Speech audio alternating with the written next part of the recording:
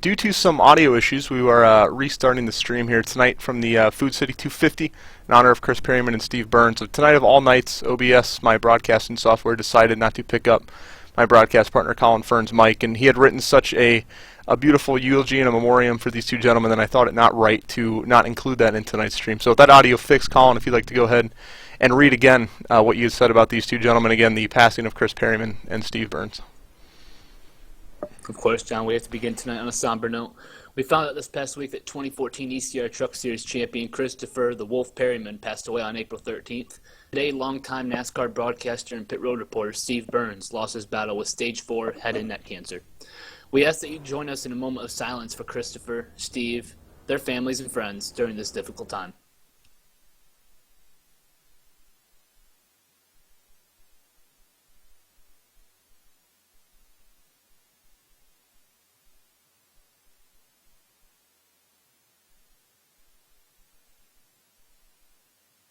Thank you.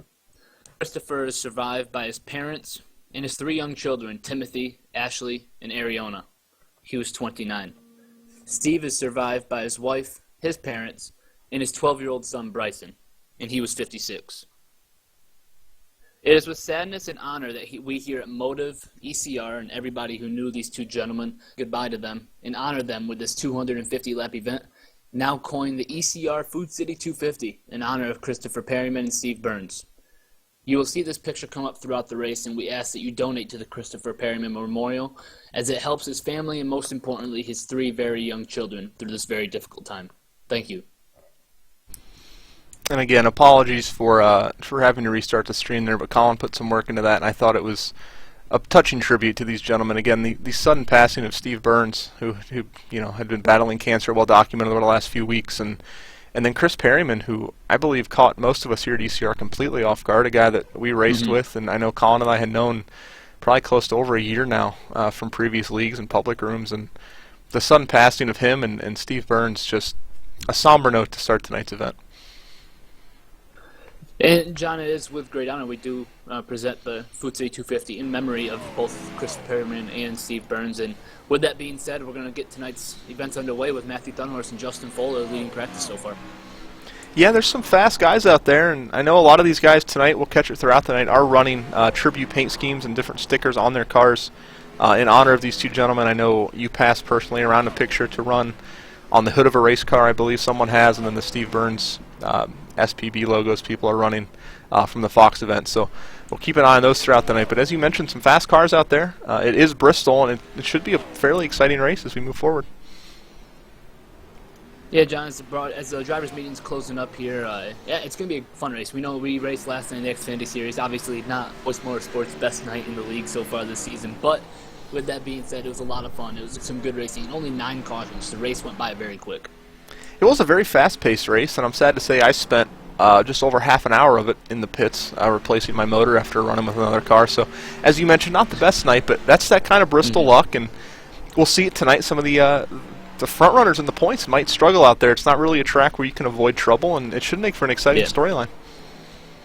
And John, with that being said, the guy probably with the most momentum so far in ECR, Mark Figueroa, finished 3rd in Las Vegas a couple weeks back in the Cup Series, won last week in the Texas race in the Cup Series, and then went last night and got a top 10 in the Xfinity Series. Mark, how do you plan to carry this momentum into Bristol? Very carefully. Tiptoe very, very carefully through this. I'm just going to try to get the best finish I can tonight. Absolutely. You're second on the chase grid right now, so you're all but locked into the chase, and all you have to do is complete, I believe, 6 more events. You're doing a great job this season, man, and what are you doing so far this season that's, especially in the latter parts of these races, that are really turning your season around? I'm just taking it easy. I'm not pushing my car in the early stages of the race, and I wait until the end of the race to really, I guess you can say, show my poker hand. And but yeah, I mean, I'm glad I'm up where I'm at, because here after Richmond, I'm going to have to take a 2-week break because of my military obligation with the National Guard. It's going to take me out of 2 races, but I'm just glad that I'm there, and I don't have to fight as hard to get back up there. Absolutely, man. Well, thank you for your service once again. And that's Mark Figueroa, last week's winner in the Texas race. He's in the 00 National Guard Chevrolet tonight. Mark, good luck. Thank you.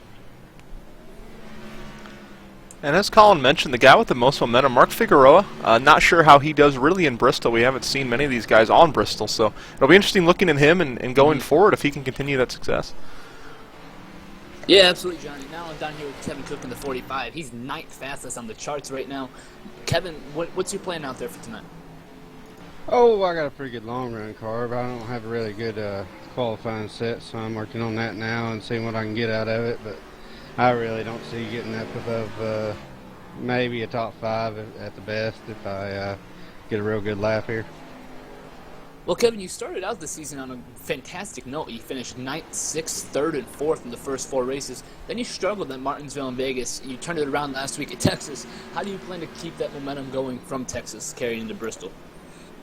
Patience. It's going to take a lot of patience here. It's a lot of laps, and we just got to make it to the end. Absolutely, man. You have an 8.1 average finish, and you're tied for the most top 10s in all of the ECR Cup Series, man. As qualifying's getting ready to get going, good luck tonight in your 45 Star Wars machine. Thank you.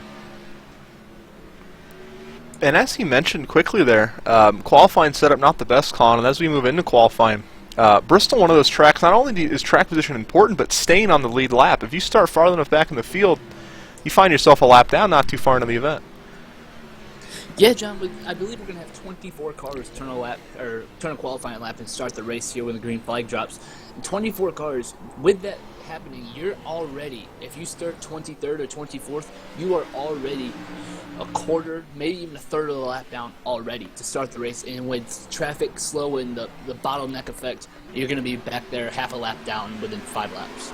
And the thing about this track as well that we don't see with Martinsville, the other half mile that we run here in this section of the season, you don't really, it just seems like you could put down a lap down so much quicker here because of the speed. At Martinsville, they're slowing down, they're braking hard. You can kind of keep yourself in line. Here, you get spread out, you get, a lap down, 20, 30 laps in. And yeah, it helps, but again, it hurts you. I guess if you start in the back, the good part is that you do get to stay out of the trouble. Last night, I started 22nd. And stayed out of the first few wrecks, John, and I was able to not pit under yellow and got up into the good track position very quickly. Yeah, track position on any short track key. Here at Bristol, maybe even more key. The passing is, we see a big pile up in qualifying right now. The passing so difficult with the really the single groove, spreading to a multi-groove, but mainly a single groove racetrack. See Matthew Thunhorse on your pole early. Kind of difficult to pass, so the further up you start, obviously the better, but here maybe more key than any other track, maybe besides Martinsville. Yeah, John, the one thing I've been really noticing is that some of the guys are able to turn on the bottom better than they are on the top, and that may help out those certain guys out, is if they're able to turn the bottom better, that they're going to be able to pass the guys that are going to be on the outside the majority of the night, as the outside is the preferred line. Well, they drilled it and drilled it and drilled it into the ground on Sunday night, well, Sunday day, I guess, into Sunday night, was that if you can pass on the bottom, you're at such an advantage. And it really is true that if you can make their car turn on the bottom, you can pretty much go where they're not. And here at Bristol, I mean, that could be up to 3-4 spots a lap if you can make that car turn. Oh yeah, John, it's a big factor if you can get the car to turn on the bottom. I've seen a lot of guys be able to get their car on the bottom, but they're not running fast, hot laps. They're just running consistent laps. And those are the guys that you see right now that are, 7th, 8th, 9th, David Grossclose, Matthew George, those types of guys that are mid-pack but fast on the long run. And it is important to note that Bristol is a long-run track. This is a track that you bottleneck so much in the early laps that being able to hot lap on fresh tires really doesn't yield much of an advantage. So starting, maybe those guys in 9th, 10th, 11th that have the race pace, those are going to be the guys I think to keep an eye on. Usually the guys that start up front here tend to struggle a little bit with those longer run setups.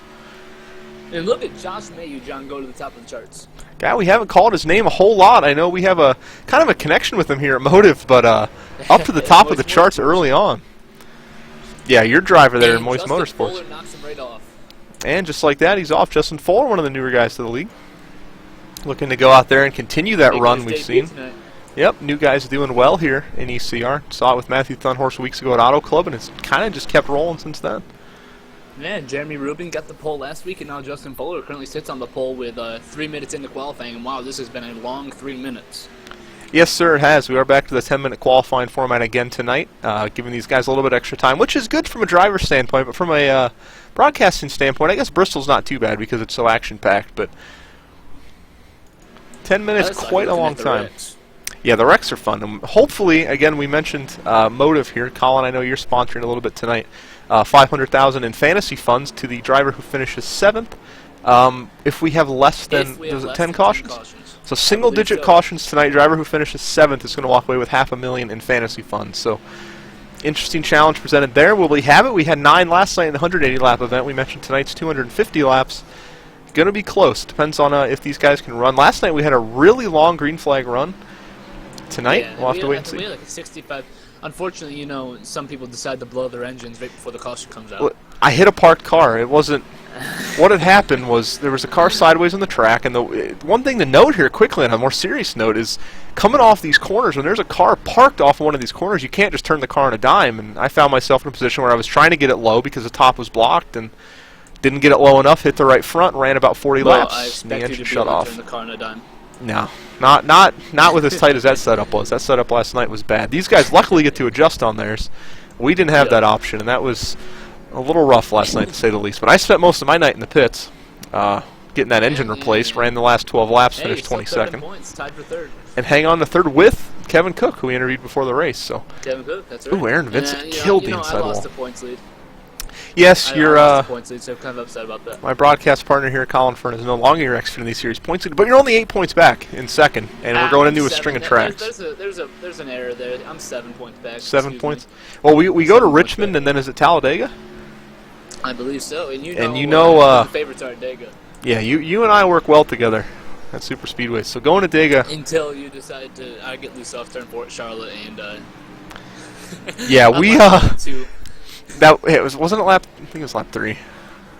Anyway, lap 3 into a 600-mile event, and it didn't go so well. But Justin Fuller. If you guys want to hear a funny story, John? There's a glitch in iRacing sometimes where you like to exit your car when you're on pit road. All right. Well, since you want to a little more damage fixed, since you want to oust me, Matthew Thunhorse to the pole, by the way. Look at that. That's a great lap. Talking a little bit about the race here. But since you want to oust me going back to Talladega, I'll go ahead and own up to it because it was an honest mistake. There used to be a bug in iRacing, for those of you, most of you probably remember it, where it wouldn't fix all your damage, so you'd have to back out of your pit, remove your windshield thing, come back in, escape, something like that. But anyway, I backed out first, escaped from the pit stall behind mine, and that was a 4.5-minute tow. So I lost 2 laps in a 35-lap event and ended up finishing probably close to dead last. Not one of my prouder moments. Colin did hit the end of pit wall once at Iowa, though, pitting. Oh, under caution. It wasn't like it was under green. It was under caution, and you drilled the barrels at the end of pit road. Fake pit. I was trying to get some. I was in the lead. That's even worse. That's even worse. You weren't even trying to pit. No, it's all right. It's all right. We all have moments. Fine. There's a lot of wrecks here. I hope we don't have as many wrecks. I've just been leaving on AJ. He's been staying out of them, trying to run some nice calm laps here. 7th on the grid right now. So you see some guys jumping up there. Mark Figueroa was 2nd. He's back to 5th. Mayu back to 4th. Fuller to 3rd. Kevin Cook to P2 on the board. Wow, nice lap by Kevin Cook there. Here we are blabbing about how stupid we are. We're missing some great racing. Thunhorse goes around and kills Stephen Massey. Justin Blandon to him. Man, I hope we don't see this tonight. Oh, and John Knoll just didn't even try. Right into his door. Thitchner rolls by on the bottom. Harrell. We're going to be seeing that a lot tonight, folks. When you wreck here at Bristol, there is just nowhere to go. I do like that if you look from 1st all the way back to 20th of the 20 cars that have turned a lap in qualifying, they are all within 0.42 of each other. One thing that gets lost at Bristol, I think, a lot is that, in a sense, you can compare this to a super speedway. Because the qualifying times here are so close. You see the top 5 separated by 6/1000ths of a second. You really do, because they run such slow. That's going to be fun. That is. I missed Daytona was kind of rough because we had the duels, but it'll be exciting to see how these things work with that open car qualifying at Talladega. Again, right here, 9:23 Eastern Standard Time. That's 2 weeks from today. Next week is Richmond, 9:23 Eastern, right here on twitch.tv/I'mJoeCabs, home of MOTV and the ECR Elite Championship Racing Series. We are in week 8. It's moving along pretty well. Coming up, or excuse me, race 8, technically week 9, coming up. already making our way on top of things. almost past a third of the way into the chase after this week. Yeah, John. I mean, we're off to a huge start. I mean, I don't know. We're under a fourth of the way, obviously. I mean, we're to the chase. We're a third after tonight, roughly. After tonight, we're gonna have 18 races only until the chase. And then once the chase starts, everything goes out the window, because then we're going to get crazy. Oh, yeah. Hopefully, the way this league's recruiting and growing should have near full fields by then, I would think. We're picking up three new guys a week. Next Xfinity race and you know, I would be so excited if we got to the point. Well, I don't know. I qualified 22nd at Bristol, but I would be so excited. 22nd at Bristol. Did you? I qualified 19th, Yeah, finished 22nd. Oh, Josh Mayu to the top of the charts. Josh Mayu out of nowhere. 14-second lap. Look at the 15:01, folks. 15:01. I want you guys to. We saw this on the NASCAR on Fox broadcast, and I want you guys to try to think of stuff that you can do in 15 seconds, because there's not a lot of things you can do in 15 seconds. And these guys are running a half mile in 15 seconds. It's hard to fathom. Like Colin said, 15 seconds is not that much time. It's probably how long it takes you to, I don't know, take a sip of water, take a bite of a cookie. I don't know. Probably 15 seconds. These guys are running half a mile. It's just absolutely insane the way these guys are able to just drive around this place, right up next to the wall. And one thing that I find interesting, too, is that somehow once the race starts, the lap times slow down, but not by that much for being that congested. No, the tire fall-off is not bad here. So once these guys get spread out, it's actually very similar lap times. And the reason the tire fall-off isn't bad is because of the banking. There's not a whole lot of strain on the tires here. These banks are comparable to Daytona, and so you're essentially running a slower speed Daytona. And so the thing that gets the most amount of wear here is your brakes. And in virtual racing, we don't have brakes that wear, I don't believe. So pretty much set and golden tonight. You can go out there and run hard. Yeah, and the thing that, Matthew Dunhorse gets out. I don't think he's going to be able to get out. And Josh Mayu, John, I believe, is going to be on your pole. Yeah, I was just going to say, qualifying closing up, it looks like Josh Mayu, by 20 thousandths of a second, going to hold on to your pole with a 15:01. I like seeing that. Yeah, in case you didn't know, Josh Mayu is owned. A little bit of bias there by my broadcast partner here, Colin Fern, but nothing wrong with that. No advantage to having your owner in the booth. Actually, probably a disadvantage the way that curse works with us calling people out. So, congratulations, boss. I got to talk about Chaffin tonight. I know he's going to watch this after the race, and Chaffin wrecked me last night, so I got to talk about him tonight. Maybe the old curse will work on him. Yeah, we'll spotlight him for the first 80 laps. All right, we're going to bring down AJ Scarborough, John, for our in-race reporter.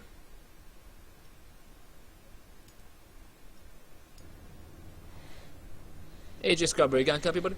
10-4. Hey, buddy.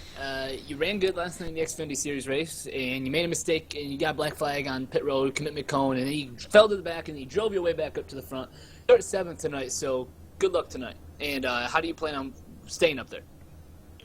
Man, I just wanted to I'm fine with staying right where I'm at. Just a nice, clean, solid race. No incidents, no wrecks. Just get a solid finish, get out of Bristol alive. I'll be happy. Well, currently right now you hold the ECR chase cutoff spot. You do so very I shouldn't say cleanly, but you hold it off very well because you have good runs, and you currently hold a 2-point lead over your teammate Wayne Willard. How do you plan on improving your points position throughout the year? Just having nice, solid finishes, putting in time during the week, getting the setup ready for Tuesday. And obviously you've had fast cars throughout the past few weeks, and you just haven't gotten the finishes. What can you change that's going to help you out? I can't answer that question. If I could answer that question, I'd be in the top 5 right now. I wish I could, man. There's just as soon as I feel comfortable or something happens, something of my own doing that takes me out of a lot of races. Well, absolutely, man. Well, AJ Scarborough, everybody's going to start 5th tonight. And AJ, good luck. Or excuse me, he's going to start 7th tonight in his number 5 Chevrolet for Haters Make Us Famous Racing. Good luck tonight. Thanks, guys. Something AJ mentioned there that I found interesting was it's something I went into last night's race thinking, and a lot of guys going to Bristol is just survive and just survive in advance, almost kind of like the Final Four bracket, and just get through it. And one thing that I found last night, obviously spending most of my nights in the pits, was that surviving's difficult because I kept my nose clean, I stayed off people, I gave room, and somebody wrecks a straightaway ahead, and there's just nowhere you can go. And so Bristol's a very interesting place. I think it's something we're going to have to watch throughout the night. But Colin, you want to go ahead and run down our top 15 or so, and we'll get this thing kicked off. Yeah, absolutely. On the pole, Josh Mayhew, 61, his first career ever pole in ECR. Matthew Dunhorse always running up front. He's going to start in the inside front row, starting second in the sixth. Kevin Cook's going to start third. We talked to him earlier. And newcomer to the league, Justin Fuller, is going to start on the outside, number 51 in his Toyota Camry. Mark Figueroa, we talked to him, Johnny's last week's winner. He's going to start fifth. And on the outside of him, Corey Champion with his best start in a long time, 33. He's going to start sixth. AJ Scarborough, we just talked to him. He's going to start seventh. And Jeremy Rubin, last week's pole starter, is going to start eighth. Anthony Fisher, the chase grid leader right now with 3 victories. He's looking for his fourth tonight. On the outside of him, rookie John Knoll in the 90 is going to start 10th. Right behind him, 2 more rookies, Matt Moritz in the 16 and Will Prue in the 83. They're going to start in row 6. Aaron Vincent, 13th. David Grosskos, 14th. Matthew George, 15th, hoping to improve his standings position. Rob Burns, 16th, our points leader. Caleb Sheets, Chuck Carroll, Justin Bland, and Stephen Massey round out the top 20 down, and we're getting ready to go green flag racing. And again, this event all in memory of Steve Burns and Kris Perryman. Their late passing here today, we found out, and just want to give another picture up here before we go green of the donation page. You guys can head on there and donate. Kris Perryman leaves behind 3 kids. And Steve Burns leaves behind a wife and a kid in a sad passing. But we're getting ready to go green, Colin. Kick this thing off. Absolutely, and what a great restart by Josh Mayhew and Justin Fuller on the outside lane. You're going to see the outside lane working a lot. Justin Fuller sticks it to the outside. Mayhew's going to lose the lead. Side by side down the back stretch into turn 3, and Justin Fuller starting 4th and wasting no time to get up to the lead. And we know these guys want to put on a show tonight. These guys are all very on call today when it came to when we put out the message about the passings of those 2 gentlemen, and these guys really want to step up and put on a show, so we expect to see some great racing out there tonight. And our in-race reporter. Someone else. Oh, piling in the 28, the 11 catches a piece of it. Wrecking on up ahead, the 34's involved. Jeremy Rubin got loose off turn 2, John, and just hooked. Wow. Just hooked the 5, and we talked to him. Let me go back and get a look here. What exactly happened? Vincent once again involved. 34, you can see him up at the wall. Looks like he just gets back in the throttle too quick. Around he goes. What a job of Anthony to miss that. Yeah, definitely. And looks like the 49 catches a piece. The 50 just squeezes by. 28's in it. The 11 was in it. 5 cars I count in that one. Those are going to be the drivers that are involved in tonight's first event. What a tough break. Again, that's Bristol. I was just talking about how these guys would put on a show and race hard, and that's a product of it here at Bristol. Just got back on the throttle a little too quick, and just like that, a lot of guys tonight's not over, but certainly a damper. I want to go back really quick and get a look of Anthony Pitcher's nose. It's obviously lucky, but unlucky at the same time. Obviously, it's never lucky to get caught up in a wreck, but the fact that it's early enough in a race, you're gonna have time to fix it. It's gonna help you out. Yeah, they're certainly not over yet. I mean, there's no doubt here we're gonna go on board with Anthony and get a look through his nose at just what he saw. What a great job by our league owner, stepping on the brakes, getting his way through that, and surviving. But you mentioned still a lot of time left. Certainly not. Like I mentioned, over. It puts a damper on their night, and certainly not what they wanted, but you can get a lot of aero fixed here and get back out there and run around. Looks like some of those guys like Aaron Vincent in the 11 caught just a little piece of it, so they should be okay to continue. And John, I'm just getting word that points leader Rob Burns in the 12 was involved in that wreck right there. Coming off of last week or the week before that, his great run that he had. And then tonight, getting caught up in the first wreck here on lap, what was it, 3, I believe, of tonight's event? I don't see him getting... Yeah, he did. Okay, yeah, he did. And he is currently showing 1 lap down, so already a lap down, your points leader, Rob Burns. And it looks Everyone like... just checked up and just hit the 28. That's another thing, too, we haven't talked about. We talked about it so much at Martinsville as the accordion effect. Yep. We didn't talk about it a lot in qualifying, even though we saw it. I mean, they just stack here so bad, and there's just really nowhere you can go. There's really not, John. And it's wider than Martinsville, it's bigger than Martinsville, it's higher bank than Martinsville, but in the end, it's Martinsville. Still a short track. Yeah. You're still putting all these 3,800-pound cars on a half-mile track and asking them to go out and run just absurd speeds for the size of the track they're on. And when that happens, you get results like that. These guys are going into the corners at 140 miles an hour, which may not seem like a lot, but this track's only a half mile. Straightaways are only bordering, what, a tenth of a mile, maybe? Yeah, something like that. But, John, 24 people took the green flag, and already we only have 17 left on the lead lap. And that's Bristol in a nutshell right there, but we are doubling up, getting ready to go green here. Your leader, Justin Fuller, the new guy to the league, looking to hold on to it. Is that a right front damage I see on this car, John? I think he might have tapped the wall just a little bit. We see a Camry there, new to the field. Yeah. Don't see many of those around, but he's taking the outside lane here with that number 51 machine. It's ADA-wraps.com machine. It's a beautiful paint scheme. Beautiful paint scheme, very much is. So he's going to get ready to restart this race on the outside front row. Justin Fuller, pace cars off. Justin Fuller, green flag, get a great jump. It's a really good place to jump all night, Colin. I think that's going to be the spot. Yeah, as soon as you get on that flat on the high side.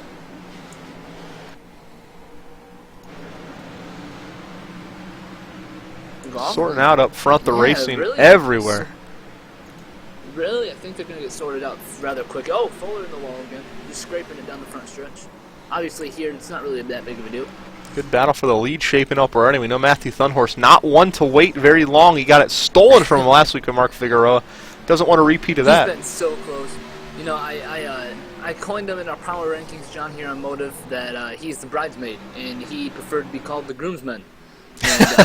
And, so he's having fun with the second place finishes. He knows that second's not awful, and he knows that that win's just right around the corners. Wayne Willard right there goes 8 laps down. It's coming. It has to be. I mean, we see it with Kevin Harvick years ago. So much. Or he finished second, and then just had a breakout year, won the championship. Matthew Thunhorst, his day to be the groom or the bride, whatever you want to call it, is coming, and I think it very well might be tonight. He's running up front of the track where the lead is very important, and once he can get it, it's really hard to get back. Oh, yeah, and he's looking. See, John, the only problem is I see Fuller. He's running right up on that wall, and I wasn't seeing Matthew as one of those guys that could pass on the inside. No, again, that's where kind of the flip of your normal track tonight. It's Fuller maybe touched the wall a little bit there. Normally the bottom line's the fast line, the shortest way around the track. Tonight with the progressive banking and the momentum of this track, the top side's going to be where you see these guys running, and in order to pass on the bottom, you have to clear them before exit, and that's so difficult to do, because in order to clear them, which actually, Colin, in all honesty, does help you go a little bit quicker. It is a black flaggable offense, and I don't think he's doing it on purpose, but there is a thing called the wall riding, which is essentially tapping the wall to use it as your brake, and it does speed you up just a little bit. But no, if he was doing it, we'd be able to tell he was doing it. Yeah, you'd be able to see it. You know, hard into the wall there. Matthew Thunhorse dives it to the bottom. Just looking to the bottom now. Inside, and you see that run that Fuller gets off right there, John. That's you just, when you're on the bottom, it's on such a tight track. Kevin Cook now looking to the bottom. You just can't get back into the throttle. You see Kevin Cook making it stick a little better, but you just can't pick it up, and so you can't get off the corner. That's where you lose all your time. Fuller in the wall again in the middle of the corner. And, John, you see Kevin Cook making a pass on the inside, and I told you, I said I think he's one of those guys that can make his car work on the bottom. And if he can make it work on the bottom and get up there and get that lead, passing him is going to be so difficult if he's able to block 2 lanes. Absolutely. And Mayu and Anthony Fisher, Corey Chaffin, John Noel, all those guys making their ways back into the field. Yeah, Anthony Fisher up into your top 5. Looking at Josh Mayu, who's fallen off the pace of the leaders. He's in 4th. He's a good second behind your third place runner, Matthew Thunhorse, really struggling to find some grip in that car. In the wall again, and Kevin Cook's there. Got maybe our first battle shaping up for the lead tonight. Kevin Cook looking under the 51. Nothing really there. Again, Colin, it's so hard to pass here. It really is, John. Track position's everything, and I wouldn't be surprised, you know, to see. I mean, we saw last night. Everybody, winner Caleb Thomas led every single lap. I wouldn't be surprised to see that. We kid you not, because you can't pass. It was a 180 lap event. Caleb Thomas led 180 laps. He went wire to wire at Bristol, something that actually isn't all that rare, but is still pretty outstanding feat.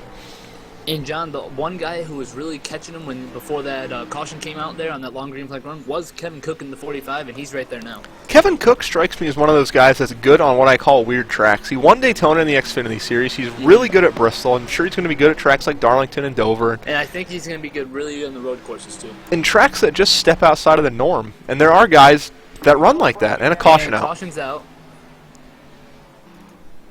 Looks like the 16 of Matt Moritz may be caught up in something there. Let me go back and get a look here. Matt Moritz was up into the wall. The 65 looks like he tried to take it 3 wide. And Moritz had nowhere to go, and Wayne Willard just sneaking by. Wow, Wayne Willard did a great job. Wayne Willard already multiple laps down. Right there. Yeah, good job on Matt Moritz, too, getting that car off the track.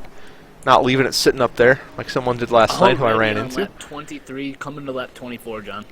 Race is moving by at a quick pace. Do you pit? I think if you're in the lead, you don't. Again, I track think position's so key. Nobody's pitting in the back. I think if maybe the And last Mark 5 Figueroa, cars. I believe, will be receiving the lucky dog. Something else we haven't talked about either is a split pit road here. I believe we have, you said 24 drivers? 24 drivers. And so I believe we'll that have puts 2 or 3 one, 2, or 3 on the backstretch. So Yeah. remember, with the split pit road here, in real life you have to loop all the way around under caution. In iRacing, you don't have that, so you just pit on your pit road. We had an argument pre-race last night in TeamSpeak about if that was an advantage or not. I don't really know enough about it, but 2 sides to every coin. Some think it's an advantage to have it on the back. Some think it's a disadvantage. Myself, I don't think it personally matters. I think it would be unbalanced if it were either or, but some guys feel it's an advantage to pit on either side of pit road, and so we'll see tonight just how that plays out. But there is a very different pit road here. It is split due to the nature of the track. It makes it very interesting to see some of the leaders coming down now, John. It looks like Aaron Vincent and a couple other guys, Jeremy Rubin, John Knoll, and a few others coming down pit road right there.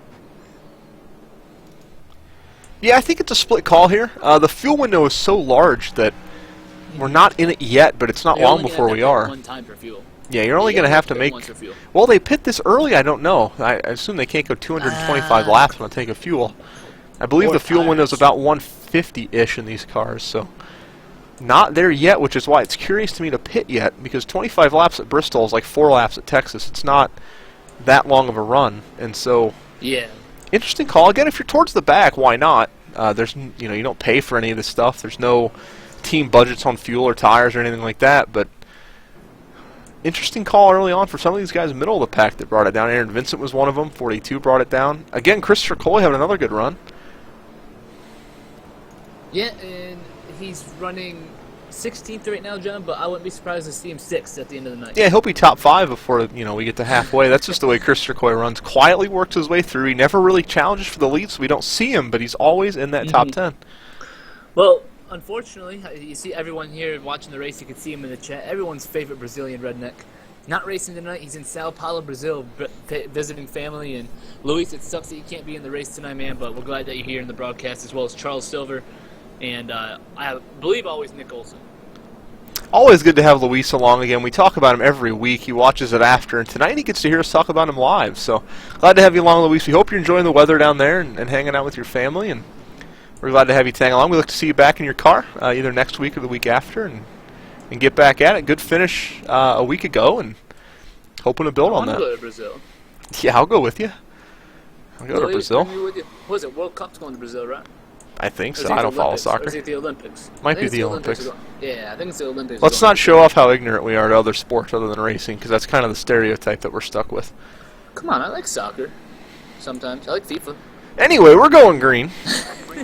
No red cards here, only green flags. And Kevin Cook spun the tires big time on that inside line, and that's going to bottom up. Corey Chaffin looking at Anthony, always good on restarts, especially when other people get bad breaks. But up into the wall in the back, somebody, I believe, John 50 of Matthew George touched it a little bit. Is he? See the 83 Will Prue working inside the 50 there. The 50 maybe touching it again as John Knowles nowhere to go behind the 11. Corey Chaffin up to 5th. Josh Mayu falling back to 6th after he started on the pole. Didn't even get the lead a lap, John. Kevin Cook, a very patient driver. Anthony Titcher, not a very patient driver. He will get to that lead, I'm saying, in less than 5 laps. And he will keep it, too, because he knows how to restart races in a track like Bristol where you're going to have a caution, every 25, 30 laps. It really helps out a guy like Anthony. Maybe even Justin. We haven't really been able to learn his trends yet. Yeah, now Justin, he's been in the lead. We haven't really got to see him race yet, and so it'll be interesting to see if he loses the lead, what kind of driver he is. We kind of make mental notes, and we've got our aggressive guys, we've got our patient guys, and everything in between. So looking forward to see what he does. Working lap 32. Anthony Titchener is there, but again, it's Bristol. Not much he can do with it. Yep. And I think the only ones that I've seen so far that's been able to hold the bottom is Kevin Cook, running that middle low line. And Kevin Cook's got a really good line. And what you see, John, is that you're able, from entrance through the center, the guy on the bottom goes faster. But from the center of the corner to exit, basically all the way to the next turn, the guy on the outside gets the advantage. And obviously the straightaway, the fastest part of the track, so the guy with the fastest speed going to have the biggest advantage, and that, in a nutshell, is why passing on the bottom is so hard. But these 4 guys under a blanket right now and looking to make moves. I'm sure they don't want to wait too long, especially that number 87 car. Yeah, John, I mean, he's off to a great start. He has nothing to lose. He's the only one of these 4 drivers to go to victory lane this season. He's the only one locked in the chase. That is true. Anthony Titchener, the only one up there with absolutely nothing to lose. Justin Fuller, obviously the newcomer, wants to prove himself. Kevin Cook and Matthew Thunhorse still looking for that chase ticket. Anthony got a good run there off turn 2. I think he gets him before lap 50. Working lap 37 this time by. Very quick race here at Bristol. As we said, 15 seconds a lap, a minute for every 4 laps we have. And we are coming up, Colin, on, again, the sponsors of tonight's event, in memory of Chris Perryman and Steve Burns. We are going to take a 5-lap moment of silence at lap 41, Chris Perryman's number, and we're going to run that for his 3 children that he left behind and the wife and child of Steve Burns, who was left with his passing. So on lap 41, we'll take a 5-lap moment of silence. We'll show you the race, kind of like a Fox Sports Crank It Up, in memory of Steve Burns and Chris Perryman. Absolutely, John, once again. Number 41, Chris Perryman, last year's Truck Series champion. Anthony Titchener into the wall hard. Kevin Cook underneath him. Slides all the way up. Great slide job right there. It's beautiful. So we'll keep you with the lead. We'll pan around to some of the cars I've seen running those paint schemes, and we'll catch you guys back here in 5 laps. But again, tonight's event in memory of Chris Perryman and Steve Burns. We'll have a 5-lap moment of silence, and we'll see you guys back here in 5 laps.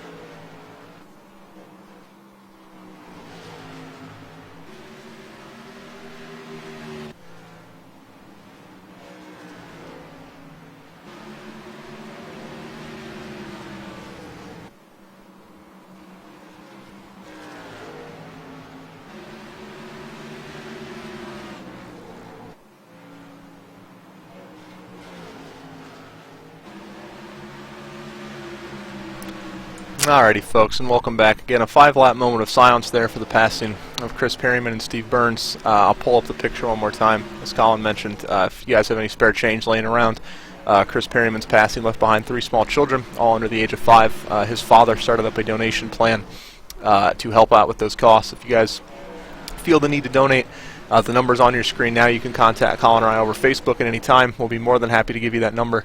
Or check back to the broadcast, and Colin put it up on Facebook as well. Just different things to help out. We here at MOTV and ECR obviously can never begin to repay what they lost, but we do our best, and just to honor them and remember them. Again, Chris Perryman, we raced with him for a little over a year in different leagues, and obviously Steve Burns, known nationally, maybe even globally, for his battle with cancer. So a tough loss, and we do our best here to remember them and honor what they left behind. Absolutely, John. And these guys are putting on one hell of a show for those 2 men right now. As Kevin Cook right now is looking, he's been looking in the hoping to succeed in a pass on the footsie one of Just Fuller. They're wrecking in turn 1. Big wreck down there in turn 1. 2 cars caught up in it. No caution yet. AJ Scarborough, all kinds of smoke pouring out of that machine. Stephen Massey tore up as well. AJ's going to have to bring that to pit road. No caution for that. It was off the racing service. Race control didn't see the need. Hibachi girl going down pit road in the number 5 car, but tough break. AJ Scarborough's night went from bad to horrible. John, with this green flag run, Justin Fuller is putting on a claim. Only 11 cars left on the lead lap now. I was just going to mention we were watching under that moment of silence there that he was picking up and putting down lap cars. I mean, he was passing lap traffic here generally difficult. He made it look easy. He was passing them 3-4 at a time. And Kevin Cook stayed right on his tail. Very respectful by these guys out there. Usually they try to hold him up. Not tonight, letting him by. Really flying out there right now, the number 51. But Kevin Cook hanging right there, only 4/10 back. Yeah, John, he's doing a great job. Kevin Cook in the 45 Star Wars machine, and I know he's happy to see the Star Wars trailer come out this past week, and he's trying to put on a good show, obviously, for the Star Wars and everybody. You know, Star Wars comes out in 260 out something days, but cool deal for Kevin Cook out there, and he's trying to close in on Justin Fuller. I was wondering why that sponsorship was relevant, because Star Wars had kind of been dormant for a long time. I completely forgot they were releasing another movie. Yeah, December 12th or something like that. I don't know. Well, Kevin Cook will be psyched to see that. I've never watched any of them. I have not either, and I know that's probably going to get us probably picked on a little bit, but Yeah. I've never seen a Star Wars movie myself either. I've seen Harry Potter. I like Harry Potter. Haven't seen that either. I don't watch a lot of You haven't movies, to seen be Harry honest. Potter? No. Oh my god. See, this is why I can't be personal on broadcast, because it just gets me picked on. I mean, and you're a Cleveland fan, which... It's all Yeah, bad it's for all me, right. Colin. It's all bad Did the for me. Indians end up losing yesterday? Yeah, they lost. Uh, For any of you fellow Indians fans, which I hope to God there are none. The Indians gave up 4 runs in the bottom of the 9th, and we have a and caution Caution's out. Their night That's went just Corey about Chaffin, who was having such a good run, John. as bad as Corey's night just turned. Not a good night for him. See, the He's having front such end a good already run. gone off that He race got car. loose and came down on the 42 of the Kris Coy. Oh, Kris Coy. He didn't hit anything that bad. I think he should be all right. So we see here He was going to go 3 laps down. the 42 was a lap car going laps down. He didn't. I don't think the 42 did anything wrong looking at this replay. No, I think the 33. Oh, 33. They just come down the... Kind of pogoed off the wall there into the 42. Tough break. And Justin Fuller pits onto the lead with Anthony Titchener and Matthew Thunhorse, and Kevin Cook stays out. Kevin Cook, tough break that's going to be. All of the leaders pitting, every single one. And Aaron Vincent also stayed out, John. You know, he pitted the last caution, and I honestly think that's a fantastic move on his part. You have to stay out and use the track position gain. Mm-hmm. That's the only way that strategy works. I hear you. I know what you're saying. And Mark Figueroa, I believe, is going to get the lucky dog back for the second time tonight. 2 lucky dogs by Mark Figueroa. Mark having a good night. We do have a chat Yeah. question, Colin. Charles Silver wants to know, have you seen Furious 7? I have, and cried. I did. I haven't seen any of the Fast and Furious movies. I want to see them. I was a big fan of the Fast and Furious movies, and the way the movie ended, everyone in that series, or the director and everybody, did a great job on respecting Paul Walker's death, and it is a good deal. They did a great job on it, and I think they did it very respectfully and probably the best way they possibly could have. To work in a I was Mike very Joy sad. pun here, coming off that, going Fast and Furious around Bristol tonight. Did I do good? You did. Did I- And did I- Nick Olson had a track Fast meet, and Furious I track meet? want to know if Nick won his track meet. Did you Sorry. win your track meet? In honor of Mike Joy, I had to work in the terrible pun there. He likes to make puns off promos, and I figured why not? Let's see. The one and only Nick Olson in the house. Next movie will be in the Big Apple. I saw that. They're making another one? They are. They're making a Furious Straight 8, I up. believe. Good for them.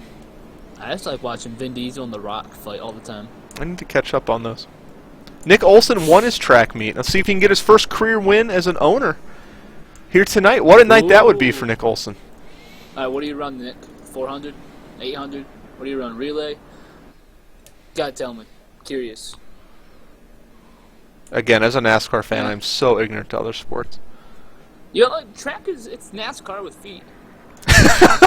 That needs to be their new motto in the Olympics. They, NASCAR with They feet. just go left. They just go left. I guess they do. You're right. That's a good point. I should like that as much as I love turning left. Anyway, real quick, before Exactly. Nick answers that, your top 5 here. Kevin Cook, Aaron Vincent stay out. Next on Fresh Tires, Justin Fuller, Matthew Thunhorse, Chuck Harrell, Josh Mayhew, John Knoll, and then Anthony Titchener all the way back to 8th. Struggles Yeah, on the John, pit tough stop break or for a him. different strategy there? Interesting run there. Matthew I George think he 9th, may Matt have just Maurice had 10th. struggles. And we'll go ahead and round out your lead lap cars. Only 11. Mark Figueroa in 11th. 4 guys 1 lap down. John Justin Blaine, Caleb Sheets, Will Prue, and Stephen Massey all 1 lap down. Kris Coy and Corey Chaffin 2 laps down. David Gross coast 3 laps down. We're getting ready to go green flag racing, John, here on lap 63. Come to lap 64. Quick race already. We got 178 laps left to go. 177 this time by. 188. And come on, I was doing good at math. I cheated. I have a green number there that tells me. Anyway, speaking of green, the green flag's out and Kevin Cook is gone. And Aaron Vincent is not. Justin Fuller, nowhere to go on the bottom. I'm going to lose a lot of spots. Dissing my math skills and then just calling green flag so I can't even back it up. That's what I do, boss. Kind of upset about that. On Monday nights, you're my owner. On Tuesday nights, I'm your partner. I'm allowed to do things like that on Tuesday nights. Kevin Cook, the hole in the lead. Dunhorst is there. I don't think he's gonna be able to pass him on the bottom, John. We saw Matthew trying to get around Justin Fuller on the bottom, and he wasn't able to do it. There you go. He did what he had to do. He had to get the run off the corner. Hook that bottom really well. With those fresh tires, John. I mean, so Justin much Fuller there as well. I mean, he's got 60 lap fresher tires than Kevin Cook, and he's still not able to get around. You can see how. That just shows you how much track position means here. Aaron Vincent, who has damage, is in 4th right now. Doing a great job in his number 49 machine. If there was a track where track position and everything, you're looking at it. You cannot pass at Bristol. Even Martinsville, you can bump a guy up, and once you bump him up, you can pass him. Here, you ride the wall, and so you really can't get to someone's outside unless they just make a mistake. 51, great save there down the back. I know Justin. He's from the 607, from Shenango County. I know he's going to hopefully watch this, and I'm sorry that we're both from Shenango County, Justin. But, you know, he's a Kyle Busch fan, so I have to kind of pick on him a little bit. And caution on the racetrack. Not sure for who. Looks like Matt Moritz again. Oh, wow. Josh Mayu may be caught up in that one a little bit. Maybe not Matt Moritz, maybe ahead of him. Josh Mayu was the cause of the caution, it looks like. He just got loose and came down, hit the inside wall hard. Oh, and the 16 gets caught with the 42 who was trying to avoid it. Gonna go back here, for both those guys. Get a look at the 61. Your pole sitter tonight, the 61. That's a tough break for them. He was having such a good run, too. Just got loose on the bottom, and he's smoking. That's not good. Yep, you can see here coming out. He's going down the front stretch, and what happens is you just get back on the throttle too soon, too aggressive, and these cars just put... Actually, right there, it looks like he was trying to keep it off Aaron Vincent, who was slow on the high side, and the inside wall is not friendly. Safer barrier or not, took a toll on that race car. So his night, maybe not over, but certainly a huge setback for the 61. I mean, 31 minutes of damage, right? Well, it might not be completely total. That smoke's got some white in it. He might be able to get that repaired. It most likely will quit at some point, though. And remember, iRacing's new damage model, you can get an engine replaced, but as I found out last night, it takes 30 minutes. And so that's a long time at Bristol. That's a lot of laps. How many laps? Was it 68 laps? 68 laps down I went. Yep, sitting in the pits. But that was with 5 or 6 cautions. So under green, that's double that. Even triple that. So tough break for the 61 of Josh Mayu. Kevin Cook pitting under green, John, or under yellow. Matthew Dunhorst is going to take over the lead. Kind of has to here, I think. Kevin Cook, really no choice. With only 12 cars on the lead lap, 11 now that Josh Mayu is going to be down there. I think it's probably the best decision. Starting with a car with fresh tires inside, pretty much going to be dead in the turn 1 and not where he wants to be at all. Yep. So a good move here to pit and get things worked out. And again, we will be running tonight's broadcast, kind of a spur-of-the-moment decision here, but commercial-free. I'm not going to make you guys sit through any ads.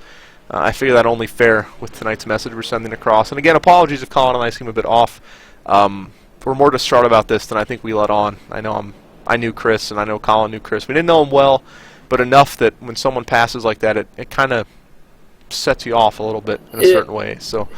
And John, I've been doing this online thing. I know you've been doing it, 3 times as long as me, but I've been doing it for 3 years now, and I've always wondered, I've always talked to you, what happens if one of your friends online passes away, and I had to find out, unfortunately, today, and it's rough. Tougher. It's tougher than you expect it to be, because you don't necessarily know these people in real life, and you don't talk to them. I maybe talked to Kris a handful of times, but still, it's someone that you knew, and I've had this happen now. This is the 3rd time I've had a friend pass away, and this one's probably the one that's hit me the most, because you're kind of a community here on iRacing, and you race with these same guys so much, even if you don't know them, just in public rooms, and when you see one of their names pop up on Facebook with an RIP next to it, it takes you back. And again, apologies if we seem a bit off or a bit hyper tonight, but we're trying to put on a happy face and go forward with this as we normally would, and it's a little more difficult than I think people kind of catch on to. And not to mention, he left behind 3 very young children.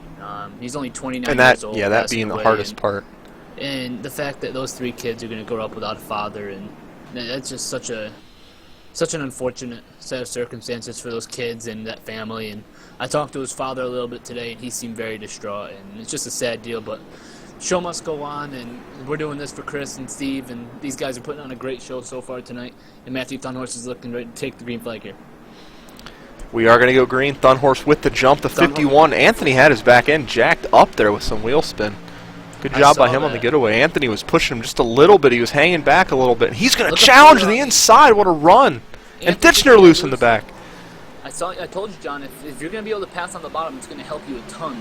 And he's not able to clear him. He comes up, almost gets into 6. 6 leads that lap. Good, respectful racing by the 51 there. I think Matthew Thunhorse from last week at Texas is kind of getting sick on running on the outside of people. Yeah, You cost him a win last week, and not his favorite place to be. We mentioned last week at Texas, had the win stolen from him. Literally, the guy that beat him led 2 laps. He led 137. The 2 that the guy led were the last 2 of the race. So, and one of those he led side by side with him by a nose. So not his favorite place to be on the outside of somebody battling for the lead. How about Aaron Vincent up to 3rd place still, John? He's doing a great job in his number 49 machine. Caught a significant piece of the first wreck and battling back. Ditchner hard into the wall. Wow. And you can see even Anthony getting into the wall still gets a run. John Nolan guy that had a good run last week. You see Kevin Cook still stuck on the bottom. He's finally going to get up to the top of the preferred line here. He's up to 6th now after pitting and falling back to 10th. On board here with that Star Wars machine. You can see just what it looks like at Bristol. This is about as calm as it gets all night long. You see the battle for the lead up in front, and then the 3 in front, and kind of spread out a little bit with some of these guys off the lead lap. And Anthony, again, a little snap loose. Anthony's battling some demons with that car right now. Yeah, he was doing fine at the beginning of the race, and I think once that pit stop, I don't know if he made an adjustment or did something different with his driving line, but he definitely changed something in that 87 car, and it's really thrown his car off. And you can see right there. What sponsor he's running today. Carolina, that's all I see. It's back to the Jim Beam for me and a caution out on the racetrack. He probably is on the Jim Beam, trading paints. He's got his Steve Burns sticker on the right-hand side of that machine. I did see that, yes. So a nice move there again. Some guys running the commemorative paint schemes here tonight for these gentlemen. But caution on the racetrack. We're going to get you a number here. Stephen Massey looks like to be a little on fire. A little bit, yeah. Gonna go back, get you a look. I'm not sure if he was the caution. He was. He snapped loose, couldn't correct it, and that inside wall is just so unforgiving. Head on into it. And then the smoke starts pouring when he downshifted. And Chaffin, I'm not sure. Chaffin, okay. No, he didn't get it. I just saw front end damage. Wasn't really sure. Yeah, he was the involved. Somehow got the nose of that car put back on. I was showing him without a nose on the car, but his team must have had a spare one back there. Slammed that one back on. But Stephen Massey. You got to be ready for it. Was a lap down. Certainly not in that bad of a spot at Bristol, so that's a tough break for the 97 Haas Automation machine. Hard, that inside wall, man. Just, it's such a crunch. Yeah, and with that being hurts said, that race car. Crew's going to get the lucky dog, John. That's going to put 12 cars back on the lead lap. And again, apologies. Your ticker at the top of your screen, I do want to point this out. That is not George Price's fault. Little known fact, I work too late on Tuesdays to really have time to set this all up efficiently, and George did his job just fine, sent me the files. I just got home too late to throw them on there before the broadcast. So some guys are showing the Moist Online number at the top of the screen, so apologies for that. That is my fault. I had time to throw them on. I just didn't want to mess up things and not have George here to fix them, as he's missing tonight's race with, I believe, a work commitment. So I didn't want to screw things up too bad for you guys. I figured it better just to leave it how it is. So they are showing Moist Online. Those guys are not necessarily a point of Moist Online, although I like to think it's all one big family here. But those guys are some of the newer gentlemen in the stream, or not the stream, but the race tonight, and not quite their number, but you guys get the picture. I kind of like having Moist Online up there. It looks. It's a nice sponsor, huh? Yeah, I mean. Every 5th guy runs across for the Moist Online. Hey, David Grosclose, I guess, is in the Xfinity series. So. He's here as well. He's in the racing for Moist Motorsports, so. So not too bad. I mean, I guess if Fuller wants a ride, I guess I'll give him one. He's up there in 2nd. Yeah, I wouldn't mind hiring him, right? Yeah. I mean, you got. I mean, entrepreneur. Come on. There you go, making them business moves. But anyway, Matthew Thunhorse, your leader. John Knoll up to third behind Justin Fuller in second. Yeah. What a move And by honestly, him. though, John, I'd rather start 4th, 6th, or 8th before I'd rather start 3rd tonight. Third for probably the only time we'll say this all year. And you can mark my words on that. Not the place you want to start. Except maybe at Darlington. Darlington's pretty bad. We're going to say it again, I mean, in August. Well, this track. Darlington may be a track you don't want to start on the bottom. But Bristol, one of those weird I tracks. honestly don't mind starting on the bottom at Darlington. Darlington's a difficult track, but I think people focus too much on the wall, and it kind of scares them. Darlington, I have a bad enough time Darlington. keeping it straight when the corners are symmetrical, but when they're different like Darlington, I hit that wall more times than I'd like to admit. You and your cookie cutter tracks, the only ones you're good at. I love me my Texas, Vegas, Atlanta. What do I have? Third Yeah. in Vegas and Texas this year so far. So And like 16 or like 9th at Atlanta or something like yeah, that. it's not bad on the cookie cutters. Anything with We're character getting ready to go though. green flag racing here. I'm getting ready to go green flag racing, John. Correct me if I'm wrong. 168 laps to go this time, bud. 163 at the line. Come on. Close enough though. We are green. Matthew Thunhorse on the jump. Anthony Titchener looking to get to the outside of Justin Fuller. So important if he wants to make that pass, and he's not. Now John Knowles looking to clear him, and he will. Something's wrong with that 87, John. It's not good on the short run, which Anthony Titchener has not been most of the year, but here at Bristol, that's just about all you get are short runs, and that's going to come back to hurt you. Yeah, he's going to have to make some adjustments on that 87 car, and if he's going to want to succeed tonight, obviously anything could happen, but the way he's going, that car, unstable as it is, he's going to have to make some adjustments. I'm showing here from the nose camera some good right front damage on that machine. He's spinning the wall a few times. Not going to hurt you too much, but maybe enough. Certainly going to do something to the race car. Working inside the 90. Drive it to the bottom of 45. Wow. And make it stick. And he did a great job. And that puts and I always Mark see Figueroa in a Kevin- bad spot. And I always see Kevin as a guy who is able to is good at hard braking tracks as Matthew Thunhorse, Justin Fuller, John Knoll, everybody else into the wall. If that's not Bristol in a nutshell. One guy hits the wall, and the next four follow him. And now we got a battle for the lead. It's Justin Fuller wants to take advantage of the mistake. I don't think he's going to be able to, John. We saw him on the bottom, work the bottom one time, but that was on a restart, so I don't know if he's going to be able to get it on the green here. Matthew's going to have to be careful because I think once he loses that lead, if he loses that lead to Fuller, Fuller's not going to give it back. He gave it back once through pit strategy. He's not going to give it back again. I think he's realizing now how hard it is to get back, and I think got to hold on to that for dear life at this point. I mean, just ask Kurt Busch what it's like to pit late. Yeah, that was questionable beyond questionable, that call. Hey, man, I mean... I don't like that call I at would Texas, like let to- alone Bristol. I would kind of like to, race 23 laps and then still get points for finishing 26th. What? Denny Hamlin. Oh. Yeah, my trying boy to think. Denny didn't have the best week. Caution on the racetrack. Oh, Sounds my like Denny. goodness. Right in front of the leaders. Great job by everybody getting through that. Got a number, Wow. boss? I believe it was the 11. Speak of Denny Hamlin. The 11. Dude, we jinx people by association here at Motive. We talk about their cup counterpart, and as we talk about their cup counterpart, If you looks can like some get the netcode, the sixth bumper, 83. Wow. Then we'll go on board here with the 6 throughout the rest of this wreck. Anthony. Coming off the corner, you can see blind. And there he is, parked, middle of the track, and a great job splitting him. Good job on the 11 not to let it roll. Yeah, he did a good job there. Helps out everybody. But, wow, it's a really bad place. Similar to what happened to me last night, just parked in a bad spot. Mine was a little quicker than that, but I know from personal experience that sideways car is hard to dodge. This is not that big of a track. Yep. All right, so we're back live here. See what the Christopher leaders Coy's gonna do. get the lucky dog this time. He's going to go back to 1 lap down. So our boy Kris Coy making his way back to the field here. Knowing his luck, you're only a lap down. That puts you in the top 12 at this point, so doing a good job. I think with the damage to the 11, I think Kris is going to be 13th, 1 lap down. And we know with the amount of cautions we get here, 1 lap down is not a death sentence, so can certainly make it up here. Lucky dogs, free passes, things like that. Be back with lead lap in no time. No pit stops from the lead this time, I don't believe. Front 5, Justin Bland up to 5th. Haven't called his John, he's name. doing a good job. Qualifying, practice. He's top in 5. 6th in points right now, John. Tied for 5th, actually, with Matthew George, his teammate and driver. Justin has 3 top 5s on the year, which is tied for 3rd out of everybody in the league. He's doing a great job with 3 top 5s, 4 top 10s on the year, 5th in points, 27 points out of the points league. He's doing a good job. He's very inconsistent, though. I talked about that with him the other day.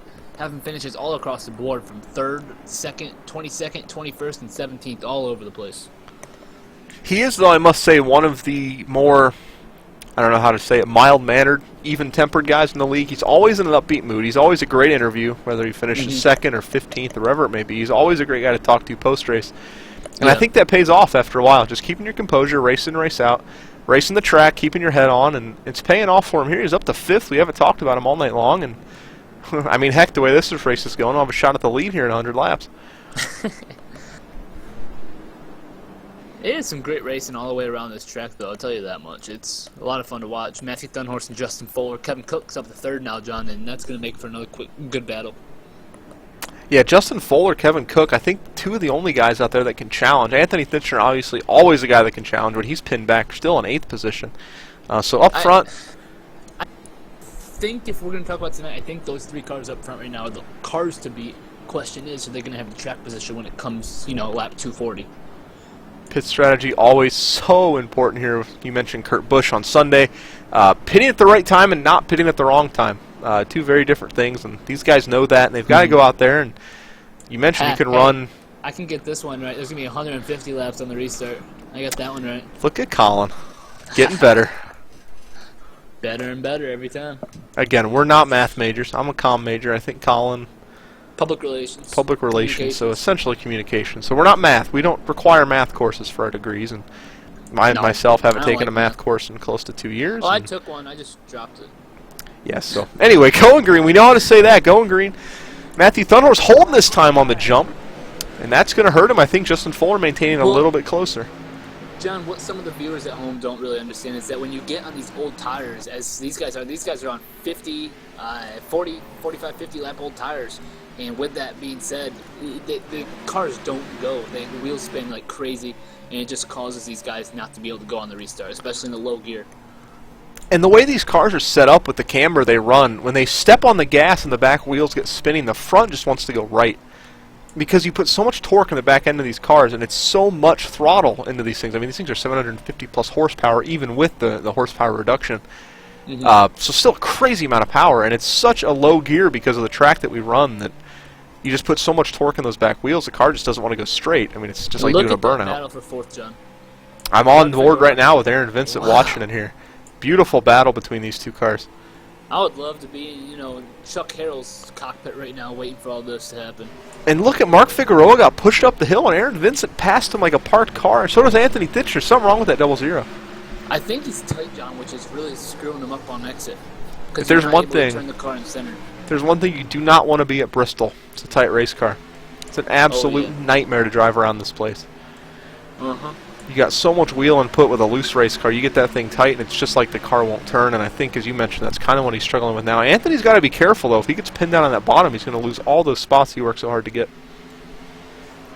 Kevin Cook's doing a great job, John. Look at him mirroring Justin Fuller's line. The battle right now is for 2nd. Matthew Thunhorse has gapped probably the biggest gap we've seen in the last 50 laps, about 2/10 out in front of Justin Fuller. Yeah. But Kevin Cook, you mentioned, wants to be the first one to him if something were to happen, and that's very important at Bristol, something waiting around every corner. Being that 2nd place car almost as important as being in 1st. Yeah, John, it really is. It's really important, and Kevin Cook really wants to get there. How about Justin Bland running 4th right now and stretching the field? Aaron Vincent up to 5th and stretching the field over some of these bigger names like Anthony Titchener and Mark Figueroa. Yeah, these 3 are checked out. I'll give you an interval, 2.1 seconds as Justin Fuller gets a little loose from 3rd to 4th. And Kevin Cook up to 2nd, though. Yeah, and Kevin Cook going to be the first one there. Fuller made a mistake. Kevin Cook took advantage of it. Oh, and Kevin Cook spinning. Oh, and just like that. Oh, my gosh. That has to be a caution. And Kevin Cook's going to get that car turned around. He might have went through pit road, so he might have a black flag on top of that. That has to be a caution. And no caution out, Colin. Kevin Cook rolling from 2nd position. We'll go back and take a look at it. Wow. Hard into the inside wall. You see here the lap before he took advantage. Justin Fuller got loose. He's going to have a black flag, too. in almost the same spot. I think you're right. I believe he If they're rolled not gonna through. call a caution, they gotta give him clear his And black Kevin flag. Cook hard into the inside wall with that left side. You can see try to get it turned around and just inside that iRacing commitment or speed cone there. And I think that'll be a black flag. They gotta clear it though. Even if a caution were to come out though, Colin, he would still have to serve it under green. Yeah, but they have to clear it. I mean, it's not his fault. That might be something that race control will clear due to the fact that in real life pit roads. Laps. He only has 4 laps, or else he's gonna get DQ'd.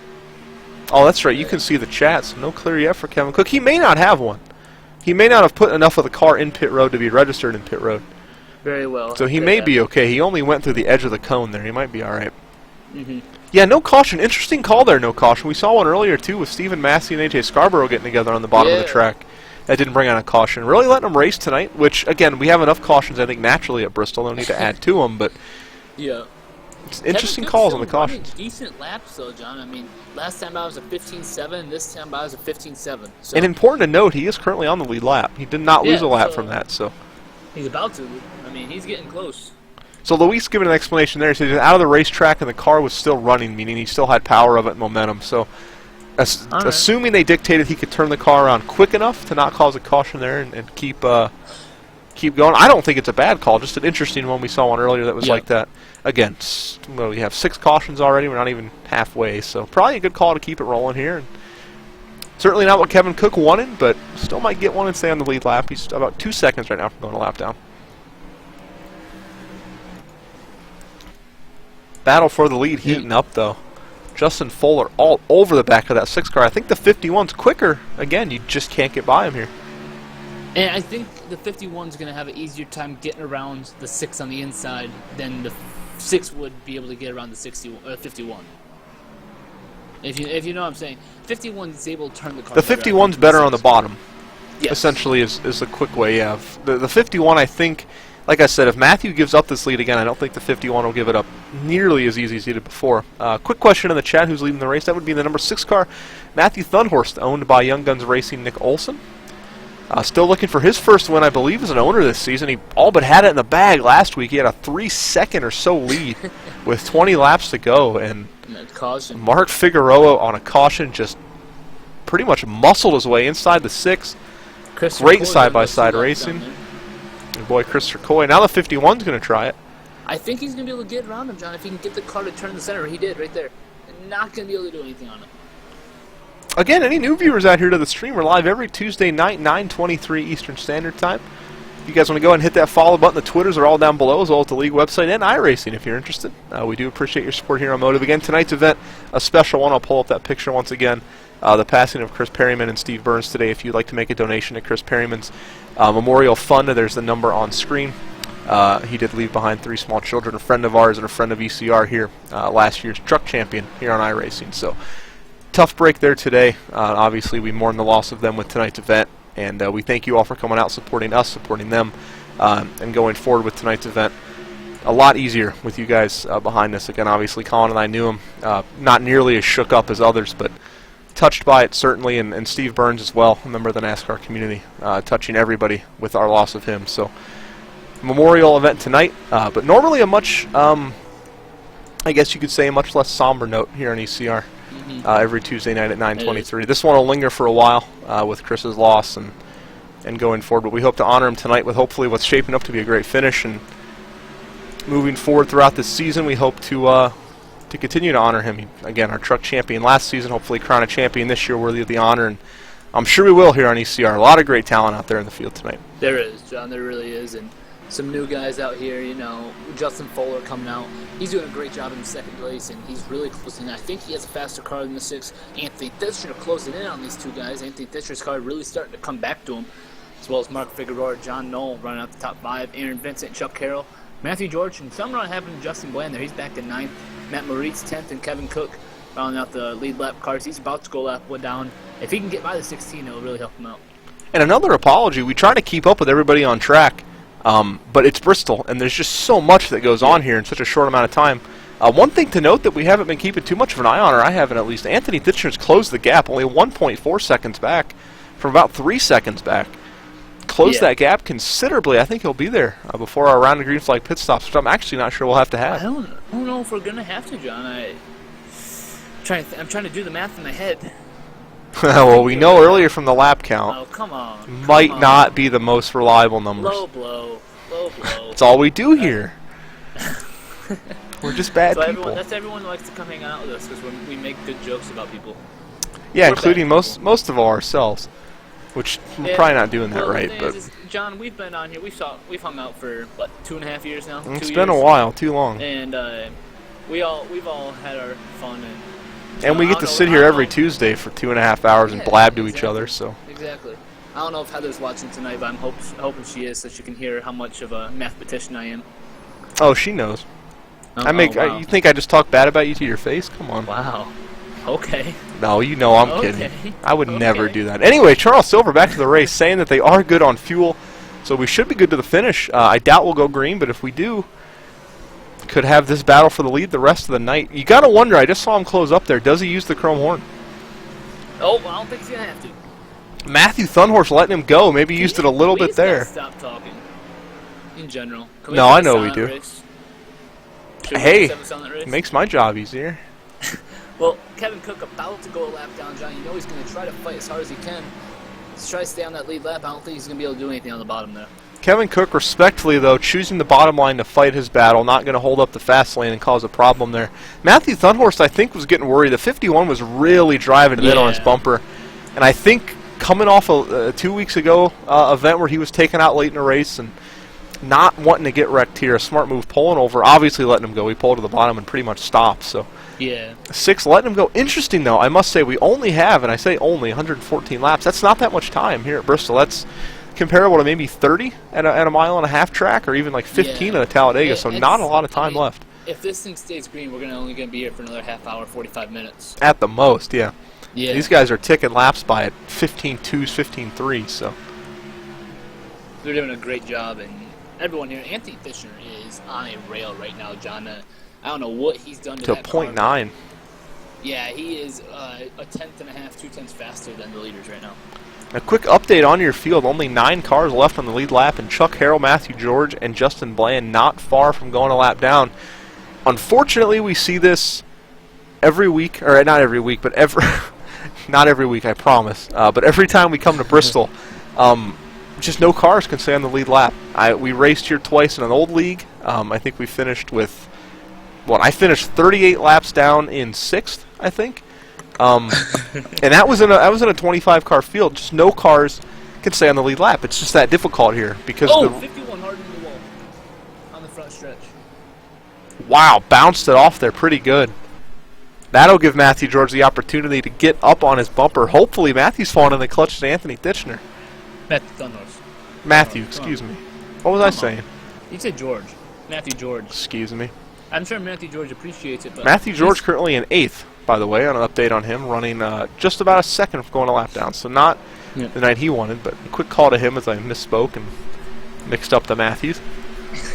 For a rundown through your field, though, John, Justin Fuller leads. He's been, I think, the fastest car all night long, and Matthew Thunhorse second. He's been up there as well. Anthony Fischer's car in the long run is really starting to come through. And last week's winner, Mark Figueroa, running 4th with newcomer John Nolan 5th. And a quick note on that 4th. That 4th is 7.3 seconds off the lead, so it's a very distant 4th. Not a bad place to be, but certainly not where he wants to be. A very, I guess, upsetting 4th. I mean, when you're 4th and you're half a lap behind the leaders, that's a very disheartening feeling. See the battle. It's really comfortable, though, honestly. You kind of feel like you don't have a lot to go out there and strive for, I guess. So you kind of fall into your groove and you race a little bit sooner. See Christopher Coy going another lap down. That'll put him 3 laps down. Tough break for him, who's been having, again, we mentioned it last week and going into this week, he's up in the top 10 in points. So a guy that we don't talk about a lot, but has quietly made a name for himself in the point standings. And so that is a big move. Him going 3 laps down, that's a front runner in the point standings, going 3 laps down. Really not a guy that we see battle for wins. And but not to mention, John, Chuck Harrell just went 1 lap down. That's going to take Kevin Cook out of the lucky dog spot. And that's a tough break for Kevin. And he's closing. Kevin Cook's closing, but Matthew George is about to go a lap down. So he's going to have to make some moves to make him quick. See Matthew George there pulling over, letting the leader go by. Next to the leader's bumper is the 7th place car of 51 Justin over the Bland. wall. Justin Fuller cannot keep that thing off the wall. Corey Chaffin's going to pull over, let him go by. That'll put Chaffin. That's 21 laps down for the 33 car. Yeah. Well, John, this time by we're going to have 100 laps to go. Not that long, only 50 miles, and if it stays green, 25 minutes left in this race. And look at this knot of traffic. I just saw Anthony Titchener move past Matthew Thunhorst, and I can see why. Stuck in a knot of 3 lap cars, one of them 20-plus laps down. And the other two are racing for position. And the other 2 racing for what could be the lucky dog spot. So they're not wanting to pull over and let him go. Yep. And I hope Anthony and Matthew understand that. They're racing for a lucky dog. Everyone's racing around here. There's just no room. We saw Jeb Burton cause some trouble in the NASCAR Cup Series race last Sunday. And so it's such a small track that you have really nowhere to give room. And Matthew George making Anthony go to the bottom, not conceding the high lane, and he cuts off the 6. And the 6, a great job of checking up. Wow. That was almost bad for Matthew Thunhorst. And Anthony Titchener looks like Just a little loose. loose there. Just almost. Wow, what a stressful work through traffic for these lead lap cars. And that's letting Justin Fuller 2-second lead now over these gentlemen back there in second. Now Anthony's going to move past him. 7 cars left on the lead lap, John, and Justin Bland moves past Aaron Vincent. That's for 6th. And again, folks, Justin Fuller only 2 seconds behind him. for any of the new folks out there, this is not the week-to-week action. The racing is very good, but in terms of lead lap cars, we finished last week's event, I believe, with only 5 or 6 cars a lap down out of a 20-plus car field. So a very, very competitive field. It's just the standard of racing here at Bristol is just so difficult because it's such a short track, and again, the speeds they run, it's so hard. And again, a lot of the racing happens a lap down here.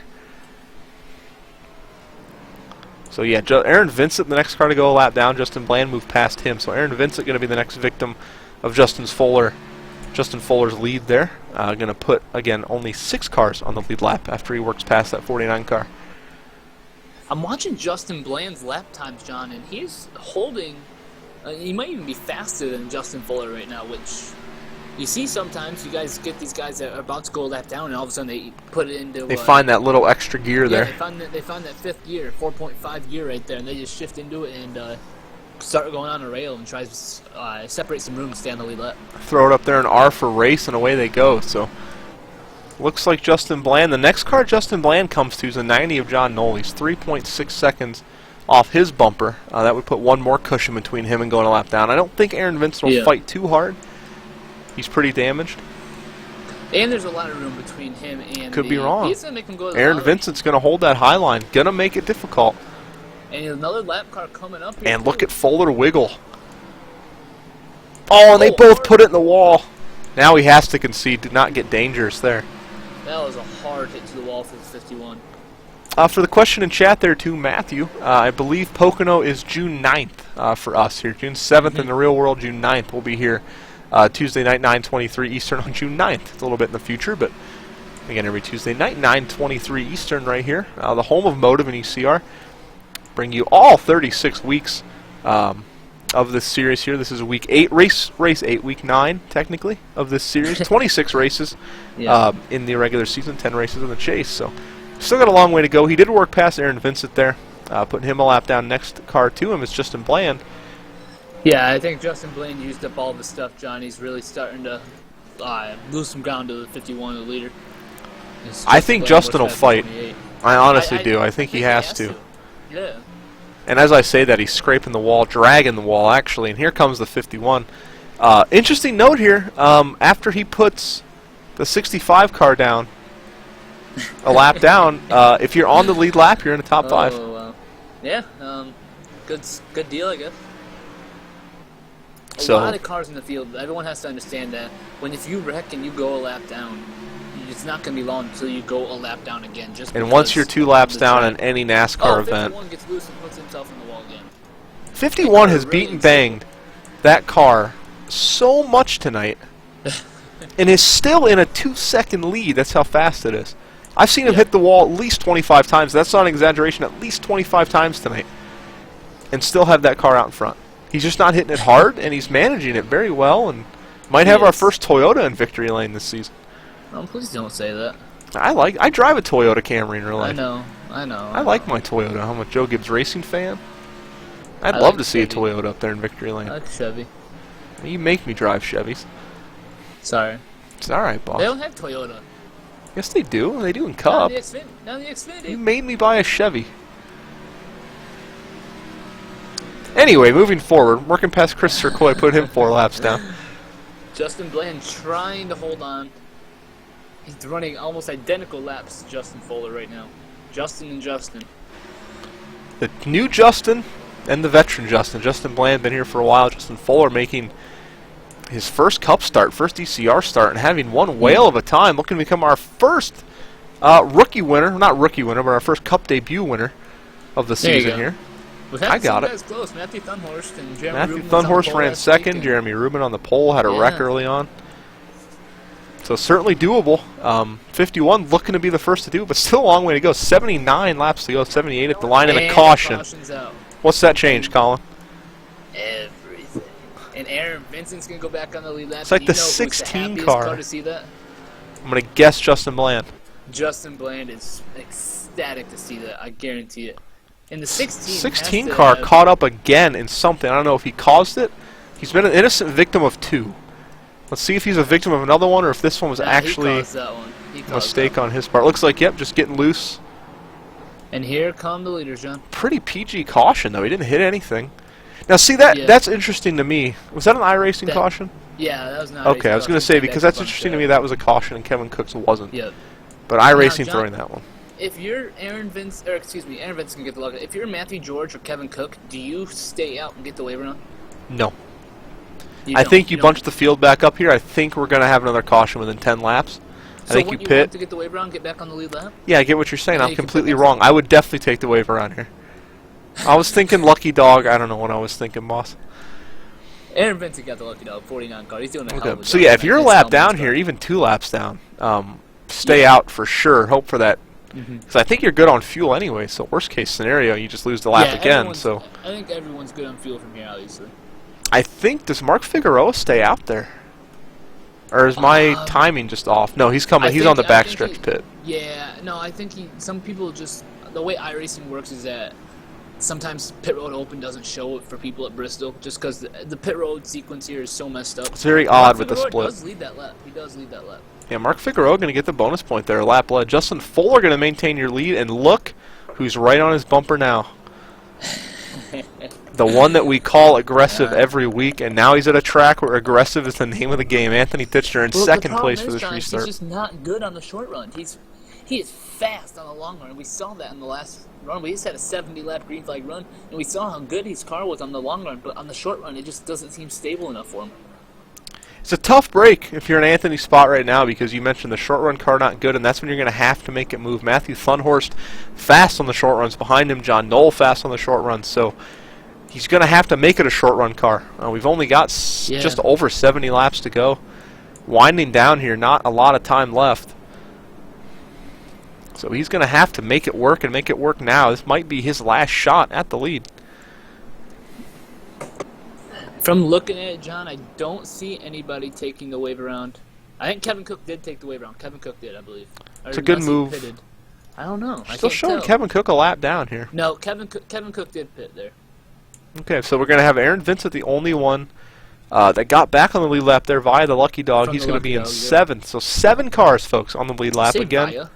I did say via. You know what it is? It's via. The Indians announcer, Matt Underwood, says via. And I was watching the Indians game before I hopped on here, and so it is via. I make fun of him all the time for it. Just stuck in my head. Yeah, he says it like that all the time. Oh, car's taking the wave around now.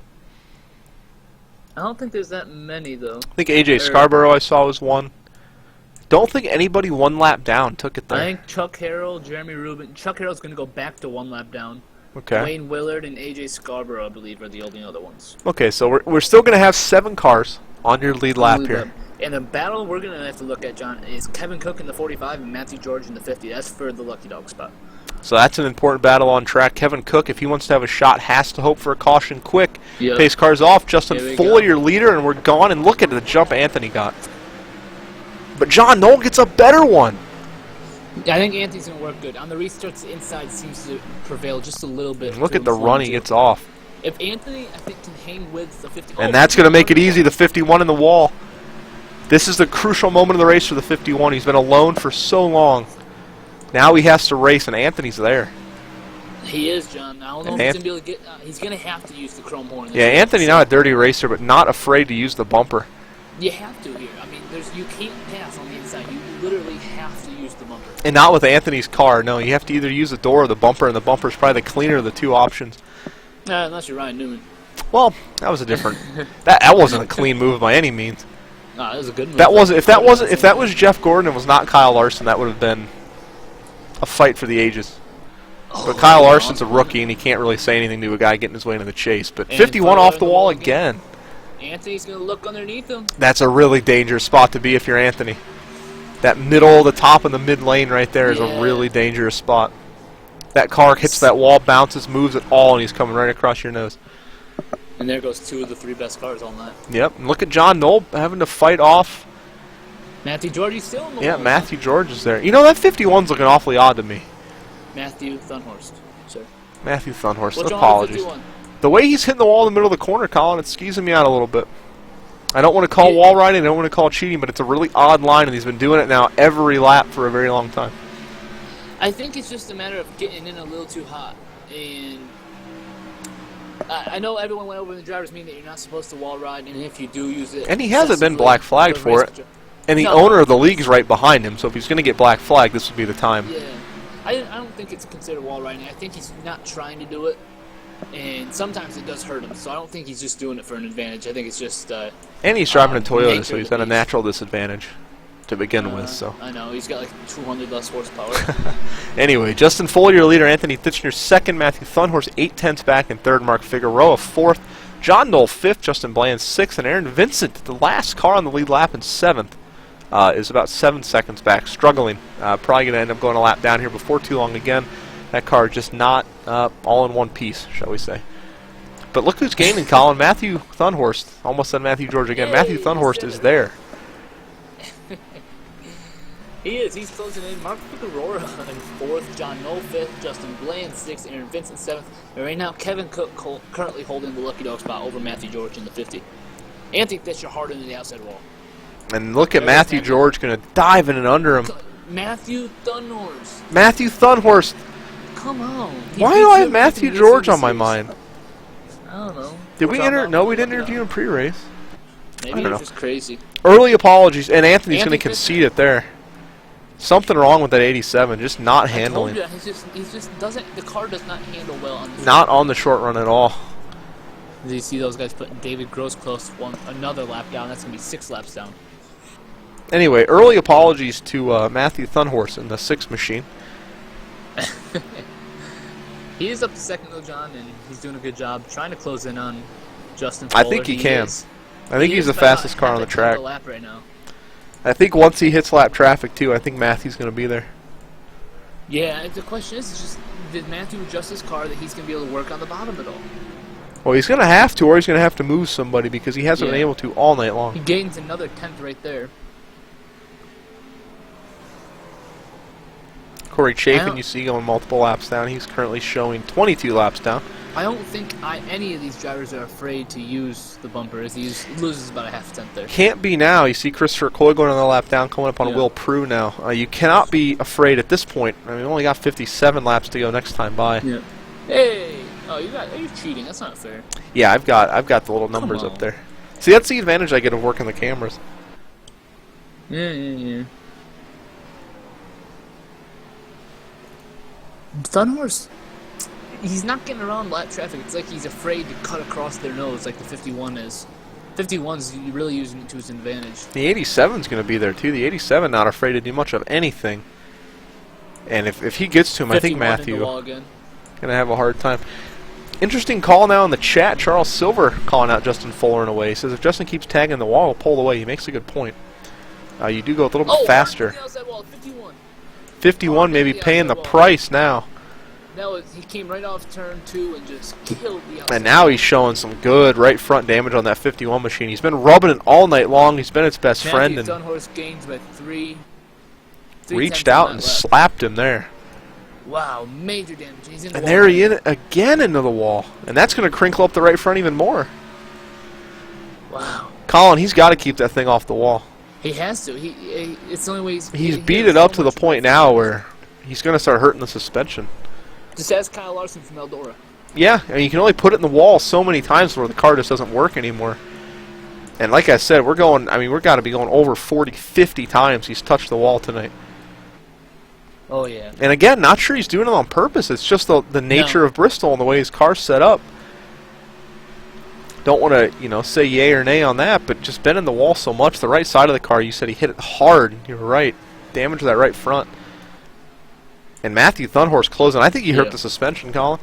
I think he had to have. The way he hit that, the angle he hit that. Because he is losing now almost a tenth a lap to Matthew Thunhorst. And that's a lot at Bristol. It really is. Especially, I just don't know if he's going to be able to get by him. Even with suspension damage, I don't know if the 6 is going to be able to get by the 51. Well, the 6, if he gets to him, is going to have to. Because if he doesn't, Anthony's going to try to pass both of them. We just come inside 50 laps to go. We saw Anthony pass 2 cars at once at Vegas. Yes, we did. He split the middle 3 wide. Then again, this is not Vegas. No, but even maybe more apt the track to do that at here at Bristol. We saw... I'd like to see it. I think it'd be fun to watch. We see passes Clint Boyer. We go back to Martinsville where he dive bombed and wrecked the field. He makes that move work. That's one of the best moves in NASCAR history. If Anthony Thitcher can pull off something like that, we mentioned you said Vegas, one of the greatest moves I've ever seen on iRacing and racing in general. If he can pull off anything close to that here, he'll have a good chance at it. But now you see the 51 closing on 2 lap cars. Yep. Could make things very interesting. Matthew Thunhorst lost about a half a tenth that lap.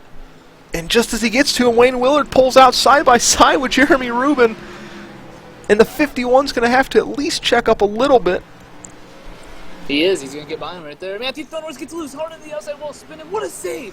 What a save by Matthew Thunhorst. We're going to go back and take a look at that, folks. Matthew Thunhorst and Anthony Thitcher. Jeremy Rubin pulls off Anthony Thitcher, cleared a second. Matthew Thunhorst back to third. He's sideways, middle of the corner, and doesn't touch anything. That reminds me of Brad Keselowski last year at Richmond, John. Going to go on board with Anthony Thitcher and watch this save. What a skilled piece of driving for Matthew Thunhorst. Look at that car, all been out of shape. And good move by Anthony, checking up, getting past them both. Oh, yeah.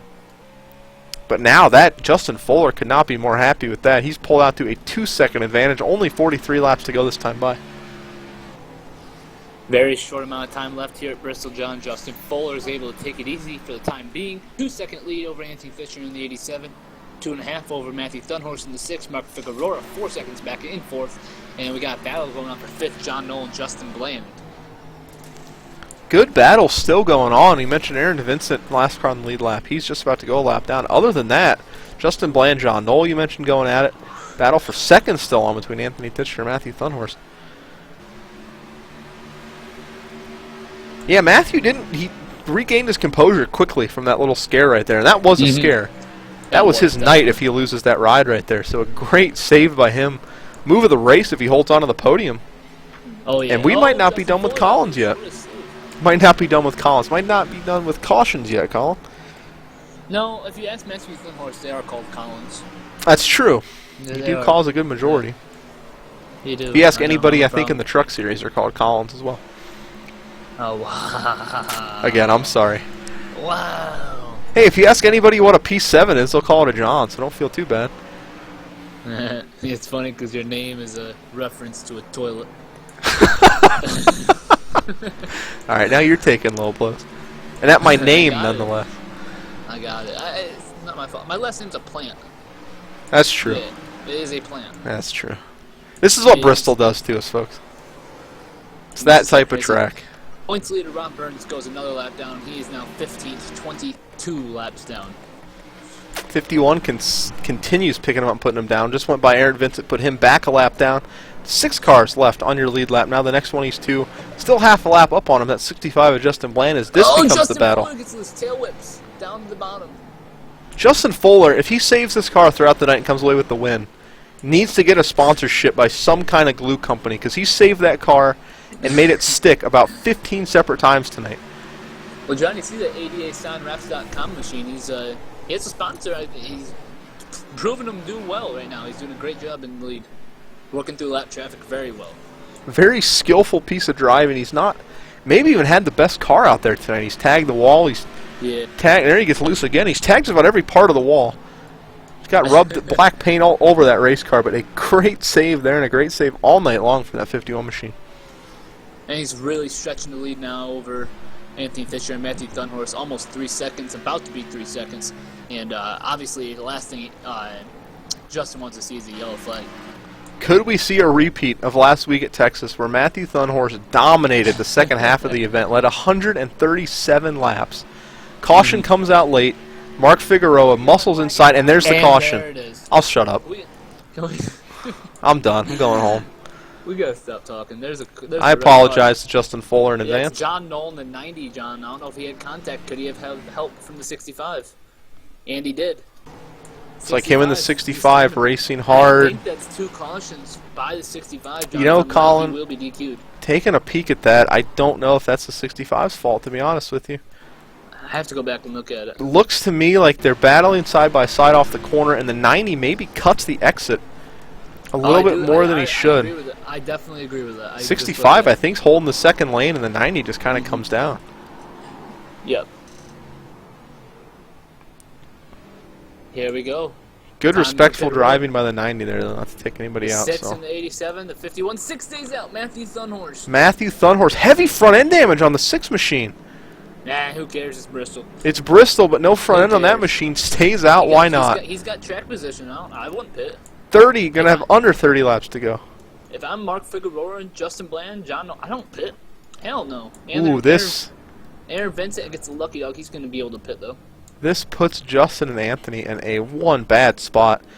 Under 30 laps to go. Not at all a lot of time at Bristol. That goes by in the drop of a hat. I just want to point out, look who's first and second right now. Oh, the 2 gentlemen that battled it out in the closing laps last week at Texas. And look at them again. There's an old rule in NASCAR. Whoever you have a problem with the week before is who you're going to run with next week. And yeah. Not that they had a problem, but they certainly had a battle, and here they are again. And John, I think if I'm anybody who I'm happy right now, I'm Anthony Fisher. You're going to restart on the outside of the second row, and you get to be right behind the leader. You can be able to get a great jump. You're on fresh tires. If I want to be anybody, I want to be Anthony Fisher. Is Anthony in front of Justin? No, but he will start on the outside for 4th place. I'm showing him in 5th. 65 did not pit. 65 stayed out. Justin Bland did not pit. Now I want to be Justin Fuller. Obviously. Yeah, now Justin Fuller becomes the catbird here because Anthony Fisher's going to be on the bottom. Granted, he's really got no pressure from behind him, but now he's going to have to work. So you see the 11 machine up there. He's multiple laps down. Oh, so is the 01. So right now your top 5 sets as follows. Matthew Thunhorst. No front end on that car showing for me in first. Mark Figueroa in second. Justin Bland, after being in the last caution, stays out. He's going to be third. Justin Fuller going to be 4th. And Anthony Titchener, your top 5. And, yeah, I mean, Matthew Thunhorst is obviously in the best scenario. The thing these 3 up here have to watch out for, the 6, the 00, and the 65, is tire spin. Those guys have on the same tires for the past 50 laps. They got to watch out for tire spin. The 6, I think, can manage it because he's in the lead. The 2 behind him are going to be so anxious on the restart, especially Justin Bland because he's the last car on old tires. They're going to try to go so fast and so hard that, as you mentioned, wheel spin a big factor here. And I'd be interested to see. We mentioned the 51 in a great spot. Not if that 65 gets wheel spin and comes up and doors him. That's not going to be the good spot to be. Yeah, absolutely. I feel bad for Kevin Cook and Matthew George, too. Unfortunately, Aaron Vincent went one more lap down there, and he was able to come back and get the lucky dog again. So Aaron Vincent in 7th place. No surprise here. Matthew Thunhorst chooses the outside lane. And, folks, we are going to have one heck of a finish here tonight in the Food City 250 presented by Chris Perryman and Steve Burns in memory of, of those 2 gentlemen. Again, the passing of those taking a big part in tonight's event. And we're glad that we're able to come out here and put on a show and honor them the way we are. We're shaping up for one heck of a finish, and I hope we can give it to them. But your top 5 again, Thunhorst, Figueroa, Fuller, Bland, and Titchener. We're getting ready to go green, and on the jump, the 6 car, and a delayed green, the pace car's back out. Green. Wow. Wow, this is not... Are they going to get the field set okay here? I believe we had a spin, Colin, towards the back of the field. I believe we had an issue with a car going around. I don't know if it was contact. I believe it was a black-colored machine, if you could maybe piece together what happened there. don't know if they spun around or not. So you see the field coming to a stop. Here's Brett Bodine, and the pace car's got to go past him. It was the 90 had an EOL for causing the yellow flag and did not get in position. So the 90 out of position there to not take his EOL or did not get one. That's help Matthew Thunhorse out more and more. Yeah, the laps wind down now. We're going to run more laps under caution, at least 2 more, to get this field set. So interesting call. It gave me a heart attack when Anthony Titchener didn't go at all on the restart, and then I heard the spotter voice called it late green. So shaping up to be yet even a more exciting finish.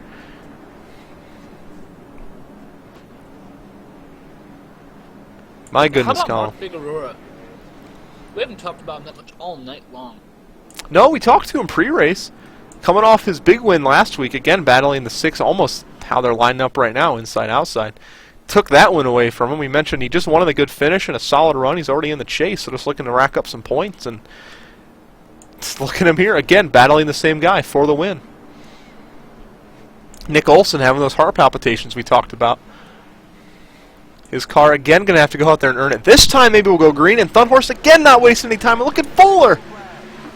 Wheel spinning all, and he's going to go to the inside. Look at that. Thinks better of it, maybe. Backs out. Fuller all over the 6 car. Remember, he has fresh tires. The 6 does not. He's going to be able to get by him, John. If the 6 is going to pinch, he's going to go into contact. No, Mark Figueroa spinning down the front stretch. 51's on the bottom. He's going to clear him. No, he's not. What a save by Figueroa to gather the machine up. And look who's right behind this battle. Anthony Titchener always lurking in that black and red Jim Beam. Slide job him if he's going to stick. And the 51 does it. And right now, if you're Matthew Thunhorse, you have to show discipline and not try to get it back, and he does. Good move there. And Anthony Titchener going to easily work by the 6, it looks like. We are shaping up for a battle of 51 and the 87. I don't know if the 87 is going to be able to stick with him, though, He John. does not have the short run car. But here we go. We go off. 20 laps to go this time by as they roll down into turn number 3. And the 51 in the wall again, Colin. Yeah, he's hit the wall a lot, John. Yeah, uncountable times now. We're over 70. We've got to be. He's banged that wall. That right side of that car is non-existent. Crush panels, everything gone from the right side of that machine. And yet it's still moving. And it's still moving in the And it's still rolling in first place. That's Bristol for you. Here we go, And Anthony Titchener. Race control is now allowing the 51 team, or telling the 51 team that you have to stay off the wall. So now the wall riding controversy mixing up a little bit here. We mentioned it earlier, wall riding, when you use the wall, is kind of like a brake. You don't really have to brake. Titchener snaps loose a little bit. It's been on and off all night long. Now the 87 into the wall. And that was definitely not intentional. And a caution. Caution flag. Not showing any cars slow on the racetrack. I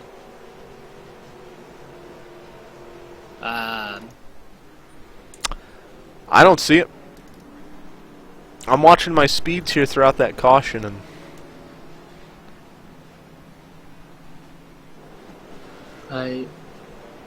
get my eyes here. Colin, go back, take a peek. Not sure what happened there. Maybe a quick spin in the get-go and iRacing through it. But that, hey, makes a more exciting finish. Where's the caution? I'm lost. Was it an iRacing caution? No. Oh, it was a manual caution. I see a caution now. I see it. I believe that is Ari J. Scarborough. The 5 machine. No, the 11, John. Caleb Sheets is the one who wrecked. All right, folks, There we'll it go is. back. I found it. Trying to get you a peek here at just what happened to the 11. I'm not showing him on track, Colin, at any point. Describe for our viewers at home. He was blinking. He got loose off turn 4, killed the inside wall, blew his motor for the 2nd time tonight, and then retired from the race. So Caleb Sheets, I guess you could say another one bites the dust there. Our, what is that, our 5th, 6th, 7th retiree of the night? Something like that, John. And Kevin Cook did not get the lucky dog. Matthew George did. Kevin Cook, not what he wanted to see there, all but takes him out of competition for this win tonight. Only, Colin, 14 laps to go this time by. Going to get about 10 on the restart. Yeah. And remember, for our viewers at home, we do not do green-white checkers here. Excuse me, we do not do one-lap shootouts here, and there are no overtime laps, I guess you could say. So if the caution, I think we're going to be able to chance for one more caution, and it wouldn't surprise me if we got it. No, this is going to be one heck of a restart. Anthony Thitcher and Justin Fuller have been duking out all night long. They're going to start side by side. Again, we remind you tonight's event in memory of Kris Perryman and Steve Burns. Again, the page one more time here tonight if you guys have any spare change to donate. He leaves behind 3 young children, and we do thank you for coming out and supporting tonight. He was a friend of ECR, obviously Steve Burns, a friend of NASCAR in general, and a tough passenger to these two gentlemen. Tonight's event in memory of these two respected gentlemen. Again, Kris Perryman, a friend of the league, and Steve Burns, known nationally and now globally through his fight with cancer. So we thank you all for coming out tonight and hanging out with us and remembering these two gentlemen and putting on one heck of a show tonight. Yeah, absolutely, John. They really are, and it's going to be shaping up to be a great finish tonight. Justin Fuller trying to get his first victory. Anthony Thitcher looking for his 4th victory. Matthew Thunhorst and everybody else behind him looking for their first victory. Except for Mark Figueroa in 6th. It's going to be a great finish. We got 8 cars on the lead lap here. I believe we're going to have a 12-lap shootout. And I believe Justin Fuller is choosing the inside line.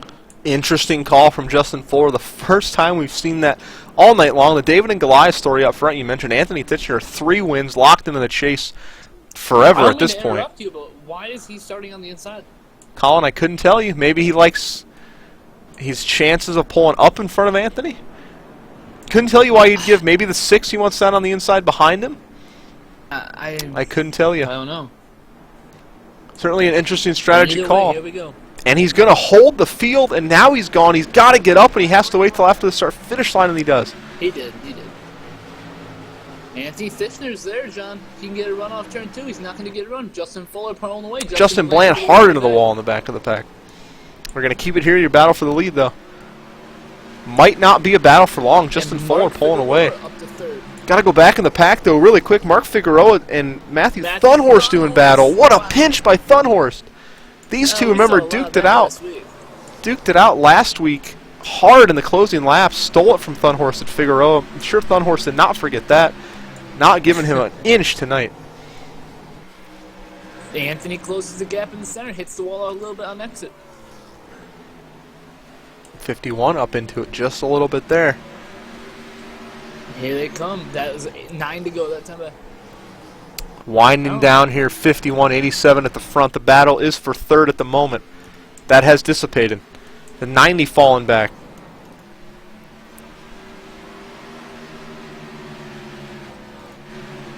See, Matthew Thunhorst all the way back to 7th, Colin. Yeah, he's really struggling with that front end damage. And Anthony Thitcher closes the gap. He's there, Colin. He's going to have to use the nose. He's going to have to. He's got a clean nose in the car, and he can't finish with it. If he wrecks somebody, EOL goes to him. So he can't wreck him. He just has to move him. Just has to move him. A lot harder said than done. And again, the door, always an option, that right side door. You can always slide under and put him in the wall, but that's the dirtier of the 2 moves. Not an Anthony Thitcher move, but it is a win. That was 6 to go that time by. Anthony Thitcher gets loose. He doesn't lift. Wow. I don't know, Colin. He's still there. I think. To go that time by. I don't think he has a problem getting there. I think he has a problem passing him. I think he does too, John. I think he has a fast car. He's in the wall. Figueroa, to note, up to 3rd. Snuck his way through that mess. Justin Bland in 4th, looking for his 4th top 5. It's 4 to go, and the race is official. Next Looks like 0.7 back to Anthony Thitcher. Barring a mistake by the 51 column, this race might be official. It's going to take a miracle here. Anthony going to have to do some serious gap closing. The battle on track right now looks to be for that 4th position. Justin Bland and the 90 of John Knoll duking it out. Great battle all over the place, John. Anthony Thitcher still closing the gap, but it's not going to be enough time. No, 51's going to have to make a mistake now, which he has not been prone to do all night long. 2 laps to go that time by. Anthony did close to 0.6, but as you mentioned, just not enough time. He drove that thing in like a missile. Yeah. Justin Bland, Mark Figueroa had problems. Mark Figueroa not showing on the racetrack. Justin Bland a 3rd. He did. He blinked out. And Anthony Thitcher gone. Here, what is going on in this race? Is Justin connection Fuller, issues? Is Justin Fuller's going to come around turn number 2? He's going to take the checker flag. Justin Fuller's going to win on a night full of somber notes. Justin Fuller makes his debut and wins, and Justin Bland finishes 2nd tonight. Not sure what happened to Anthony and Mark Figueroa, both showing Mark Figueroa showing a lap down now from Wow, third what position. in the Anthony world? Thitcher showing Finishes in ninth. ninth, not on the racetrack. Oh my gosh. And that'll do it, folks. Your winner tonight in his Cup Justin debut, the Fuller. 51 car. What a drive. John, in a night full of sorrow and unfortunate, deaths for those families, and tonight, and we had such a good race to the end and such a fun night overall. Justin Fuller goes to victory lane. And Yeah, just Justin out of Fuller. curiosity, John, how many yellow flags did we have? Finished with 9. So nine that 500,000 is going to go to Mark Kevin Cook. Figueroa. Mark Figueroa, I see. Is it showing Kevin Cook on mine? We'll have to sort that I'm out so post-race. lost. I am so lost. Connection issues galore as we final this night off. What a note for Justin Fuller, though. Goes to Again, victory what a lane. race. Again, a night, as Colin That's mentioned, such a full of fun somber notes, and a night that was dedicated to 2 men that had recently passed away. And Justin Fuller comes out, puts on a show for us tonight. He beat that car up in every corner, drove it away, dropped back all the way to 5th, 6th at one point, drove it back up to the front. What a race to put on tonight. Couldn't have gone any better. Again, the ending, an interesting turn of events there. She's going to blow it up, Yeah. finish that race car off. But That was Justin so Bland, weird. John Knoll, going to be your 2-3 interviews tonight.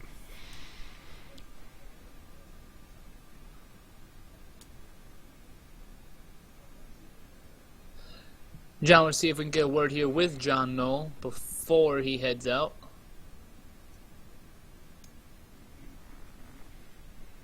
Hey, John Knoll, you got a comment, buddy? Yeah, how's it going, guys? Hey, man, you started the lap in 5th place, and you finished in 3rd place, and you didn't pass one car. You finished 3rd, your first career top 3 podium finish here in the ECR Cup Series. Good run tonight, man. And how'd you turn your night around after being a top, 10th to 15th place car? How'd you turn it around to a 3rd place finish? Basically, I just listened to my car owner the whole time, Mark. He sat there and he kept me calm, telling me how to just not overdrive the car, just ride, don't even worry about anybody else, and just focus on hitting your marks. This way you'd be there at the end, because previous races I've made mistakes and I wasn't there at the end. I was a lap down, so I just wanted to get a good finish tonight. Absolutely, and you did that, just that, and you finished 3rd. To a great start in the ECR Cup Series, man. What do you do that you have to keep your momentum? I mean, you didn't get the finish you wanted last week, but you had a good run, and so how do you plan to keep that momentum going into next week at Richmond? Just basically just keeping calm, man. I mean, it's not the fact of going out there and trying to win it on the last lap. Main thing is keeping the car there for the last 10 laps. I mean, yeah, tonight I bounced off the wall a few times. I mean, it's just going to happen. But it's just a matter of keeping the car there at the end of the long runs. And tonight was a great setup for this car. So I'm looking forward to the next short track next week. Absolutely, man. Well, thank you for coming out. Thank you for putting on a great show for tonight in the memorial service that we're doing. You did a great job. Congratulations on your first top 5 in ECR.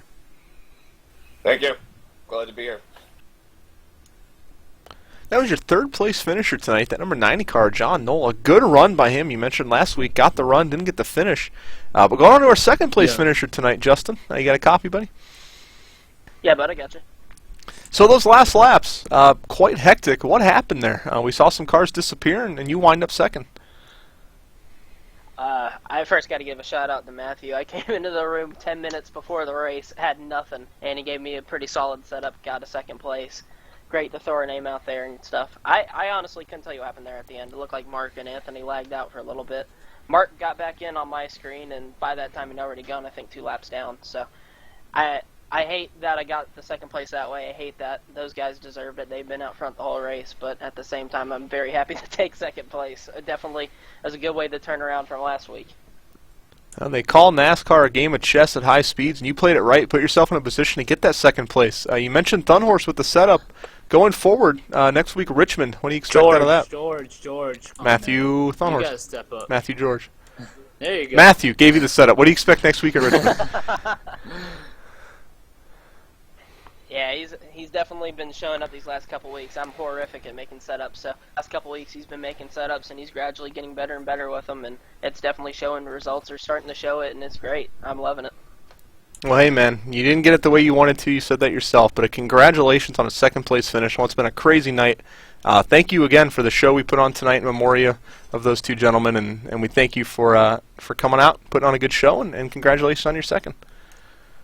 Thanks, man. I appreciate it. Y'all have a good one. And that was your second-place finisher, Justin Bland. I'm just happy his name doesn't start with an M. I'm done saying Matthew for the night, so Colin, you want to take this one? Absolutely, John. I'm down in victory lane with the 51 of Justin Fuller making his ECR debut tonight. He did so in dramatic fashion. Justin Fuller, congratulations on your victory, man. Thank you. It was a pretty fun race. We a lot of green flag runs there, and it was a lot of fun. Now, and on a personal note, I have to say thank you for representing Shenango County well. I know not many people do that, but thank you for doing that. Yeah, Denango. That's a great county to live in. Well, either way, man, you got the victory. As long as you complete 13 races tonight this season, you have 12 more to do, and you're in the chase, man. So that has to feel good going in. Now, obviously, it's just the first part of getting into the chase you completed already. So congratulations on that as well. Oh, I didn't even know that. I figured I had to run all the races to be in the chase, but that's news to me. So we'll take that. That's makes it even that much better. Awesome. You did it in dominating fashion tonight, everybody. Justin Fuller in the 51. Congratulations on your victory, buddy. Thank you. And that was your winner tonight in his Cup debut, Justin Fuller. So, Colin, it's been one crazy night. We started off at the top of the hour with some audio issues. Again, I apologize for that. This will go up, though, as one long broadcast, and from there we had some somber notes speaking about the two gentlemen that passed away, but it quickly picked up, and we had some fun tonight. We ran a race that was quite exciting, and some closing thoughts. I'm just everybody. I'm grateful for everybody in ECR to put on such a great show for Kris and his family and his 3 young children that unfortunately are going to have to grow up in a very difficult situation, and obviously for Steve Burns and his son and his wife as well, and everybody that knew and loved those two men. I'm just happy that we were able to put on such a great show tonight here in ECR for those two men. And it was a blast, a great race and a great finish. And I quickly want to point out again on your screen right now is a number to call and donate if you have any cash you'd like to give. Again, Kris leaves behind 3 small children. We're going to have to grow up in, as Colin mentioned, a very difficult situation. So any little bit helps there. Nick Olson also mentioned much easier to find around the internet. There's plenty of links to donate. Steve Burns leaves behind a wife and a child, a young child, Bryson, that has a college fund open for donation. If you'd like to donate there, there's donations to Stand Up to Cancer and different things like that. So a lot of different funds to help. Again, on screen right now is Kris Perryman's, and I'm sure you can find by a quick Google search the ones for Steve Burns. So we appreciate you all coming out tonight. Again, a tough night, a rough night. Again, I apologize. Colin and I weren't on our game, but we knew Kris well, and we've talked to him plenty of times, and this hit us. I know myself. I woke up this morning to the text and stuff like that. So a tough day today, a tough broadcast tonight, but we appreciate you all sticking with us and supporting and hanging out with us tonight. I know Colin and I have a lot of fun doing this, and on nights like tonight, it's still fun, but in the toughest of ways. So thank you all for coming out. We are live here next Tuesday, 9:23 Eastern. We go to Richmond next week, and again, we'll probably keep this information around with these funds and stuff. So we thank you for coming out tonight. Justin Fuller, your winner at Bristol in the Food City 250 in honor of Kris Perryman and Steve Burns. So thank you guys for coming out, and we'll catch you guys next Tuesday.